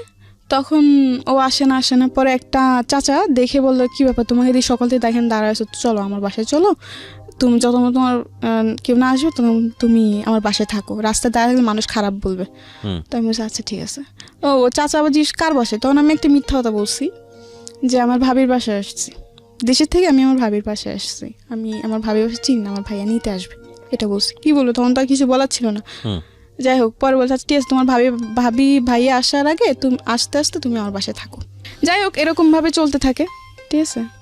তো এরকমভাবে চলতে চলতে একটা পর্যায়ে আমি রুম নিই, ওই ছেলেটা আমাকে রুম নিয়ে দেয়। হ্যাঁ, রুম নিয়ে দেওয়ার পরে আমি রুমে থাকি, থাকতে থাকতে পরে ওই ছেলেটার সাথে মানে আমার একটা সম্পর্ক জড়ায় যায়। আমি একটা সম্পর্ক জড়ায় যায়। একটা পর্যায়ে ওই ছেলেটা মানে বেশ কয়েকদিন ভালোই ছিল, সব কিছুই ঠিক ছিল, ঠিক আছে। ঠিক থাকার পরে কয়েকদিন পর দেখি যে ও ফোন টোন দেয় না, রিসিভ করে না। এর মধ্যে আবার 3-3.5 টাকা দিয়ে ঘর নিছে। একটা পর্যায়ে ঘর ভাড়া চলে আসছে সামনে। তো আমি খুব চিন্তায় পড়ে গেছি, ঘর ভাড়া কোথা থেকে দিব না দিব, মাথা নষ্ট পুরা। তো ওদিন আমাকে ও একটা ওর বন্ধুকেও নাম্বার দেয় আমার, ওর বন্ধু আবার আমাকে একটা অফার দেয়, হ্যাঁ তুমি আসো, ঠিক আছে তুমি আসো, তুমি পরে এসে টাকা নিয়ে যাও। আচ্ছা। তো আমি ফার্স্ট বলছি মরে যাবো তবু করবো না, মানে একটা ওরকম ধরনের অফার দেয়। তো আমি বলছি না আমি মরে যাবো, কিন্তু আমি এরকম কিছু করবো না। তো বলছে না এটা তোমার ব্যক্তিগত ব্যাপার, এখন কী করবা তুমি, তোমার টাকা লাগবে, তোমাকে তো কেউ এমনি করে টাকা দিয়ে দেবে না। তো আমি বলছি যে না, তবু আমি এসব কিছু করবো না। তো বলে কি যে না দেখো তুমি ভাবে দেখো। পরে আমি যাইতে চাই না, পরে ওই ছেলে আমাকে ফোন দেয়, ফোন দিয়ে আমাকে অনেক কিছু বলে। তো আমি ওর অনেক ধরনের প্রশ্ন করি, করার পর ও প্রশ্ন উত্তরগুলো দেয়। দেওয়ার পর কেমন প্রশ্ন, যে আমি বলছি যদি আমি এরকম কিছু করি তাহলে কি তুমি আগের মতো আমাকে লাভ করবো? হ্যাঁ অবশ্যই করবো, এরকম কিছু একটা প্রশ্ন করি। তো এক পর্যায়ে অনেক ভাবনা চিন্তা করে আর কোনো উপায় পাইনি, কারণ তোমার না পারতেছি ফ্যামিলির কাছে চাইতে, না পারতেছি কোনো বন্ধু বান্ধবের কাছে হেল্প চাইতে। তো একটা পর্যায়ে আমি ওদের অফারে রাজি হই। তো দিন যাই, যাওয়ার পরে বিকাল 4টায় যাই, সকাল 7টা-8টার দিয়ে বের হই ওখান থেকে। টাকা নিয়ে এসে ঘর ভাড়া টর ভাড়া দিই। যাই হোক, পরে একটা পর্যায়ে এরকম হতে থাকলো, ঠিক আছে। তো একটা পর্যায়ে আমি ভাবি যে আমি এসব কিছু আর করবো না, ওকে, আমি চাকরি করব। কিন্তু একটা জিনিস কি, আমি যেখানে চাকরি করতে যাই সবার সেই একই রকম ব্যবহার আমার আর ভাল লাগে না, একই রকম। আমি তো 10টা মেয়ের মতো একটা মেয়ে, তো 10টা মেয়েকে তোমরা এরকম ভাবে দেখো, তবে আমাকে কেন দেখো, মানে যেখানে যে আমার মানে শান্তি নেই। বুঝতে পারি, ও কথাগুলো বুঝে নেবেন প্রিয় শ্রোতা, আসলে কি বলতে চাচ্ছে, ঠিক আছে। তো এগুলো অনেক মানে যেখানে যাই এখানে সে একই কাহিনী ভাল লাগে না, ঠিক আছে। তো এমনি করতে হতে আমি যেখানে চাকরি নিয়ে এই একই প্রবলেমের কারণে আমার সব কিছু ছাড়তে হয়, কারণ আমার চেষ্টা যে আমি এসব কিছু করবো না, আমি এসব মধ্যে জড়াবো না, কিন্তু এগুলো আর হচ্ছে না, ঠিক আছে। তো একটা পর্যায়ে বিরক্ত হয়ে আমি ভাবি যে আমি আর চাকরি করবো না। তো আমি একটা বাসায় একটা মানুষের দ্বারাতে, ঠিক আছে, একটা বাসার পরিচয় একবার পরে বাড়িতে ফোন দেয়। আমার বাড়িতে তো আমার ফ্যামিলির সাথে খুব কম যোগাযোগ হয়, ঠিক আছে। বাড়িতে ফোন দিই, ফোন দেওয়ার পর জানতে পারি আম্মু খুব অসুস্থ, টাকা লাগবে। এখন আমার কাছে চাকরি নাই, আমি নিজেই অনেক কষ্টের মধ্যে আছি, আমি চাকরি নাই, আমার টাকা পয়সা, আমি কী করে টাকা দিব। তো অনেকজন থেকে ধার চাইছে, কেউ আর ধার দেয় না, সবাই এইটা ধারণা যায় আমি কোথা থেকে টাকা দিব, এইভাবে ধার দেয় নাই। পরে একটা পর্যায়ে আমি ওই ছেলেকে আবার ফোন দিই, আমি বলি দেখ এরকম সমস্যা, আমার কাজ লাগবে, আমি নিজের থেকেই বলি। তো একটা বাসার পরিচয় হয়, তো ওখানে ওই বাসাতে আমি গেলাম, যাওয়ার পর এরকমভাবে চলতে থাকে অনেক দিন। তো একটা পর্যায়ে আমি ওই বাসাতে যেয়ে সেট হয়ে যাই, দিন রাত আমি ওখানেই থাকি, ঠিক আছে। তো এমনি দিন রাত থাকি। তো একটা পর্যায়ে দেখা যাচ্ছে টাকা পয়সা আমার অভাব নেই, টাকা পয়সা আমার আসতেছে। তার মানে বিষয়টা এরকম দাঁড়ালো যে আপনি কাজের মধ্যে নিজে নিজে ইনভলভ হলেন। হুম, কিছু নিজের দোষের কারণে হয়তো এরকম হয়েছে। যাই হোক, পরে ওইটা জাস্ট তখন শুধু আমি জাস্ট এগুলোই করতাম, কোনো নেশার দিকে আমার কোনো ছিল না। হুম। তা একটা পর্যায়ে যখন ওখানে থাকতে শুরু করি, তখন ওখানে যে লোকগুলো আসে তারা অনেকে এগুলো খায়, অনেকে খায় না। কিন্তু একটা লোক আছে, সে আসলে মানে পুরাপুরি 2 দিন থাকে ওই বাসায়। আচ্ছা। তো উনি আবার এগুলো খায়। যখন ও আসে তখন দেখা যাচ্ছে 50-60 পিস করে আনা হয় ইয়াবা। 50-60 পিস, আরও বেশি আনা হয়। ঠিক আছে, তো দেখা যাচ্ছে যে ওখান থেকেই আমার খাওয়া শুরু। আমি খেতে চাই না, আমাকে জোর করা হয় যে কিচ্ছু হবে না, এগুলো কিচ্ছু না, এই সে অনেক কিছু বলে। হ্যাঁ, তাই আমি বলছি না, আমি এগুলো খাবো না। মানুষ শুনছে এগুলো অনেক খারাপ, এগুলো খাইলে নাকি এগুলোর প্রতি মানুষের নেশা হয়ে যায়। তো বলে কি যে না, এরকম কিছু না। তো ওদিন আমি খাই, যেদিন ফার্স্ট টাইম খাই ওদিনই আমি 3টা খাই। 3টা খাওয়ার পর আমি সারা রাত ঘুমাই নাই, 2-3 দিন আমি ভাত টাত খাইতে পারি নাই। এরকম একটা প্রবলেম হয়েছে এবার খাওয়ার পরে। ঠিক আছে, যাই হোক, ওটা তো জাস্ট এমনি খাইছি। পরে দেখতেছি মানে আমি যে বাসায় থাকতাম, এই বাসায় আবার একজন এটার সাথে খুবই মানে এটা ওর খেতেই হতো। ঠিক আছে, ও 4-5 বছর ধরে ওই জিনিসটা খায়। তো প্রতিদিন রাত্রে যখন আমি ঘুমাতাম, আমার বিছনার পাশে এসে বসতো ওইগুলো নিয়ে, আর বসে বলতো খা। আমি বলছি না, আমি খাবো না। বলে আরে কিচ্ছু হবে না, খা না। তো এমনি বলে যে খা, কিচ্ছু হবে না। তো আমি এমনি শয়তানি করে করে খাইতাম। একটা বছর দেখতেছি যে এটার প্রতি আমি অনেক বেশি হয়ে গেছি, মানে এটা না খেলে আমার হয়ই না, এফেক্টেড হয়ে গেছে, অ্যাডিক্টেড। হ্যাঁ, ফার্স্টে খেতাম, কোনো টাকা পয়সা লাগতো না। পরে দেখি যে আমি নিজের থেকে 2-3টা এমনি কিনে খাইতে হইতেছে।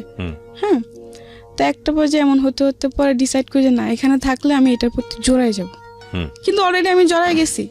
দেখা যাচ্ছে এটা আমার খেতেই হয়, না খেলে আমার অনেক ধরনের প্রবলেম দেখা যায়, যেমন হাত পা ব্যথা করবে বা মাথা ব্যথা করবে, অনেক কিছু আমার হয়। ঠিক আছে, না খেলে।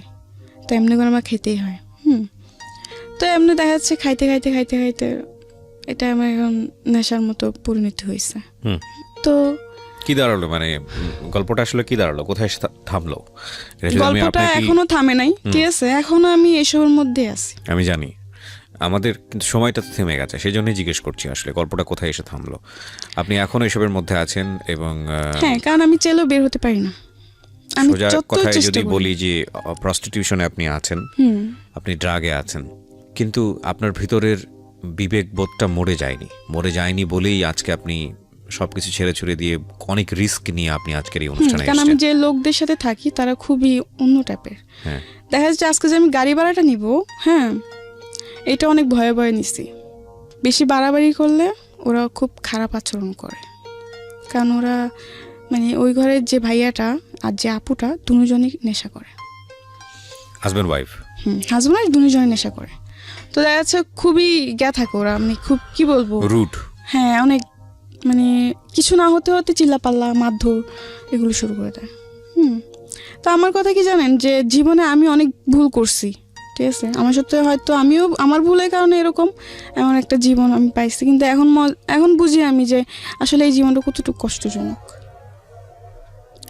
একটা যেটা হচ্ছে যে ভুল আপনি শুধু করেছেন তা বলবো না আমি, আপনার পরিবারও করেছে, সবকিছু মিলিয়ে আপনার দারিদ্র অবস্থা সবকিছু মিলিয়ে ভুলে ভরা একটা জীবন এবং 17 বছর বয়সেই ভয়ঙ্কর রকমের পরিণতি। এখান থেকে বের হয়ে একটা স্বপ্ন দেখেন না, সুন্দর একটা স্বপ্ন, কি একটা করবো, বাচ্চা, একটা পৃথিবীতে সংসার।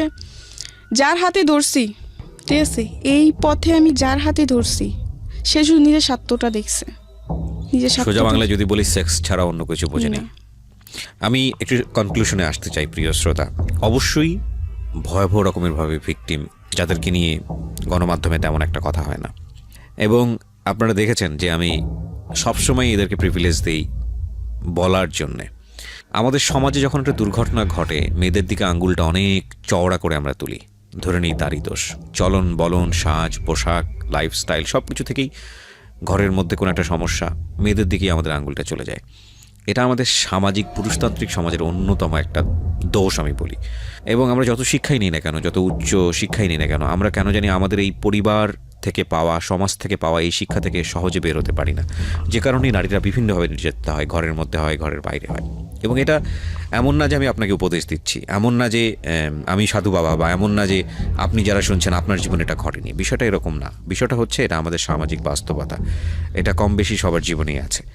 কিন্তু আমি আসলে এই সব বোধের বাইরে থেকে আজকের এই গল্পে একটা জায়গায় একটু থিত হতে চাই, একটা জায়গায় একটু ভাবতে চাই, এবং এই ভাবনার জায়গাটা স্প্রেড করতে চাই সকল অপরাধী মানুষের জন্য, সকল ভুল করা মানুষের জন্য, কিংবা যারা ভুল করেনি তাদের জন্য। সেটা হচ্ছে, দেখুন, একজন মানুষ যে ড্রাগ নিচ্ছে, যে জানে যে কাজগুলো অন্যায় হচ্ছে, তারপরও তার মধ্যে বোধ বেঁচে থাকে।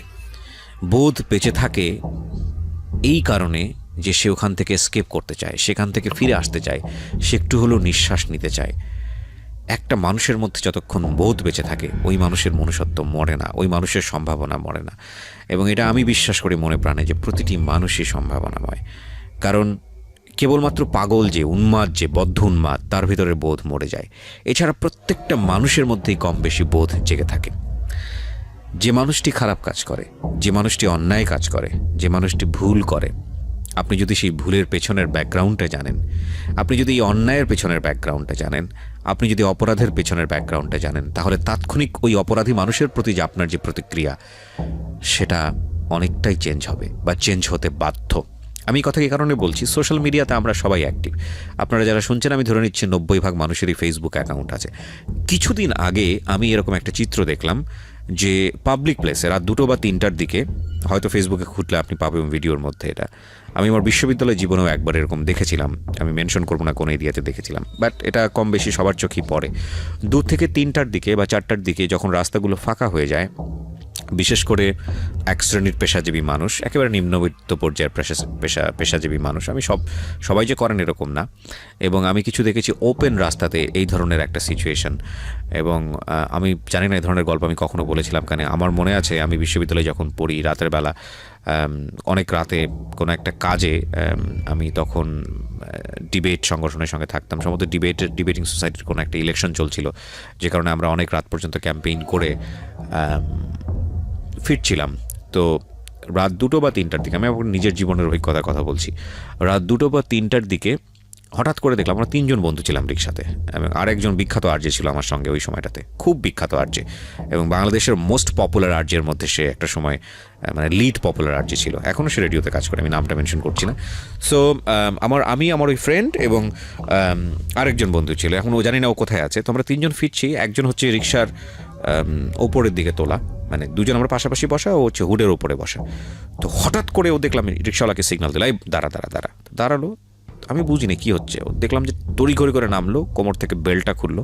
আমরা 3জনই বিশ্ববিদ্যালয়ের ছাত্র, এবং সেই সময় নামে বেল্টটা খোলার পরে আমি যেটা দেখলাম, মানে সপাং করে বাড়ি দিচ্ছে। সিচুয়েশনটা খুবই অপ্রীতিকর অবস্থার মধ্যে ছিল, বিকজ এখানে একটা রিক্সা দাঁড় করানো, রিক্সার সাইডে রাস্তার ফুটপাতের উপরে এই কাজটা হচ্ছে।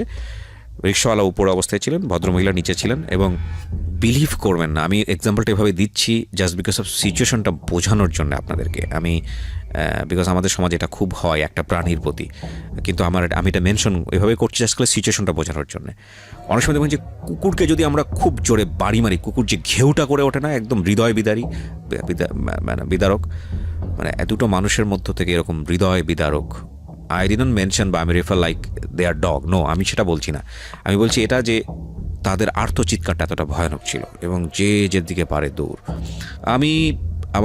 আমার জীবনে দেখাটা এরকম একটা প্রথম দৃশ্য। ও একটু পরে দেখলাম যে চোখ লাল করে ফিরে আসলো, ও এসে বলছে যে এরা বিশ্ববিদ্যালয়ের পরিবেশ নষ্ট করে ফেলছে, এদেরকে তো কঠিন শাস্তি দেওয়া উচিত। তো আমার ওই বিখ্যাত আরজে যে বন্ধু ছিল, সে পাশেই বসেছিল, সে চুপ করে গেল, আমিও চুপ করে থাকলাম। ঠিক 2 থেকে 3 মিনিট পর আমাদের কারোর কোনো কথা নাই। তো ওই সময় আমার ওই ফ্রেন্ডটা ভোরের কাগজ পত্রিকায় কাজ করতো, পাশাপাশি জার্নালিজম ডিপার্টমেন্টে পড়তো। তো আমি জানি না, মানে তোর সাথে তোমার তুই সম্পর্ক, তুই যদি শুনে থাকিস তুই হয়তো রিকল করতে পারবি, অথবা ভুলেও গেছিস। তো অনেকদিন যাবত যোগাযোগ নাই। তো বাই দ্য ওয়ে, ও আলটিমেটলি ওই যে গায়ে হাত তুলেছে তাকে বলছে যে তুমি নেক্সট টাইম কখনো আর এই কাজটা করবা না, আমার সামনে তো করবাই না, এবং নেক্সট টাইম আর কখনো করবো না। আমি দেখলাম মুহূর্তের মধ্যে ওর চোখটা লাল হয়ে গেছে এবং চোখের পানি ছলছল করছে। আমি বললাম কেন, মানে ওকে সিচুয়েশনটা আমাকে বল, মানে তুই একটা কাজ ঘটালি, আর একটা হচ্ছে যে মানে তোর এই অ্যাডভাইসটা কেন। তো বললো আমি আমার জীবনে একটা মেয়ের ইন্টারভিউ নিয়েছিলাম, সে ছিল সর্দারনি, এবং এইসবের শর্ট দেননি, এবং তার একটা ইন্টারভিউ নিয়েছিলাম আমি, এবং আমি জানি ব্যাকগ্রাউন্ডটা কী। আমি ব্যাকগ্রাউন্ডটা জানি বলেই আমি যখন ওই কাজটা করেছে তখন আমার এই গল্পটা মনে পড়ে গেছে। সো তুমি যদি এরকম ব্যাকগ্রাউন্ডটা জানো কোনো মানুষের, তুমি কখনো ওদের সাথে খারাপ আচরণ করতে পারবে না। আমি ডেফিনেটলি বলতেছি যে এই ধরনের ওপেন জায়গাতে এই কাজটা করা ঠিক হয়নি, কিন্তু কোনো অপরাধ তো অপরাধী, অন্যায় তো অন্যায়, সেটার তো একটা অ্যাঙ্গেল থাকবেই। কিন্তু অন্যায়ের শাস্তি যেন আরেকটা অপরাধ না হয়, অন্যায়ের শাস্তি যেন আরেকটা ভুল না হয়। কারণ আমি বারবারই একটা কথা বলি, জেল বলেন, ফাঁসি বলেন, জুলুম বলেন, এগুলো পৃথিবীর আদি থেকে আছে। এগুলো যদি আমাদের সমস্যার সমাধান করে দিত, হ্যাঁ ডেফিনেটলি এগুলো না থাকলে হয়তো সমাজের মধ্যে অনাচার বাড়তো, আমি অবশ্যই এটা বলতেছি, সামাজিক শেপ থাকতো না, অন্যায় অবিচার বেড়ে যেত, অফকোর্স আমি এগ্রি করি। কিন্তু এগুলোই যদি সমস্যার সমাধান করে দিতে পারতো, সমস্যা যদি একেবারে নির্মূল করে দিতে পারতো, তাহলে পৃথিবীর আদি থেকে যে জেল আছে সেই জেলের এতদিন প্রয়োজন থাকে কিভাবে? সেগুলো তো সমস্যার সমাধান হয়ে যাওয়ার কথা। মানুষ সভ্য হয় না কেন? এত এত শিক্ষা আমরা নিচ্ছি, এত আধুনিক হচ্ছি, সভ্য হয় না কেন? মানে আমি আমার জাস্ট পার্সোনাল থটগুলো আপনাদের সঙ্গে শেয়ার করছি, কারণ এগুলো আসলে কখনোই আমার কাছে মনে হয়, এটা আমার ব্যক্তিগত opinion, it's not a solution. কোনো মানুষকে শাস্তি দেয়া, ভুলের বিনিময়ে মারাত্মক শাস্তি দেয়া, অন্যায় দেয়া, ভাবে তাকে জোর করে শাস্তি দেয়া, এটা সলিউশন না। বরং সে অপরাধ কেন করে, তার এই যে ক্ষুদ্র বিবেকটা যেটা ঘুমন্ত অবস্থায় আছে, সেটাকে আরও বড় করে জাগিয়ে দেয়া, এমনভাবে জ্বালিয়ে দেওয়া তার মধ্যে, যাতে সে আর কখনোই অপরাধের দিকে না যায়। এবং একটা মানুষকে, যখন একটা মানুষ ভুল করে, অন্যায় করে, সেই মানুষটাকে শাস্তি দিয়ে, ভয়ানক রকমভাবে শাস্তি দিয়ে কখনোই তার বিবেককে জাগানো যায় না। এটা আমার বিলিফ। সো আজকের এই এপিসোডটা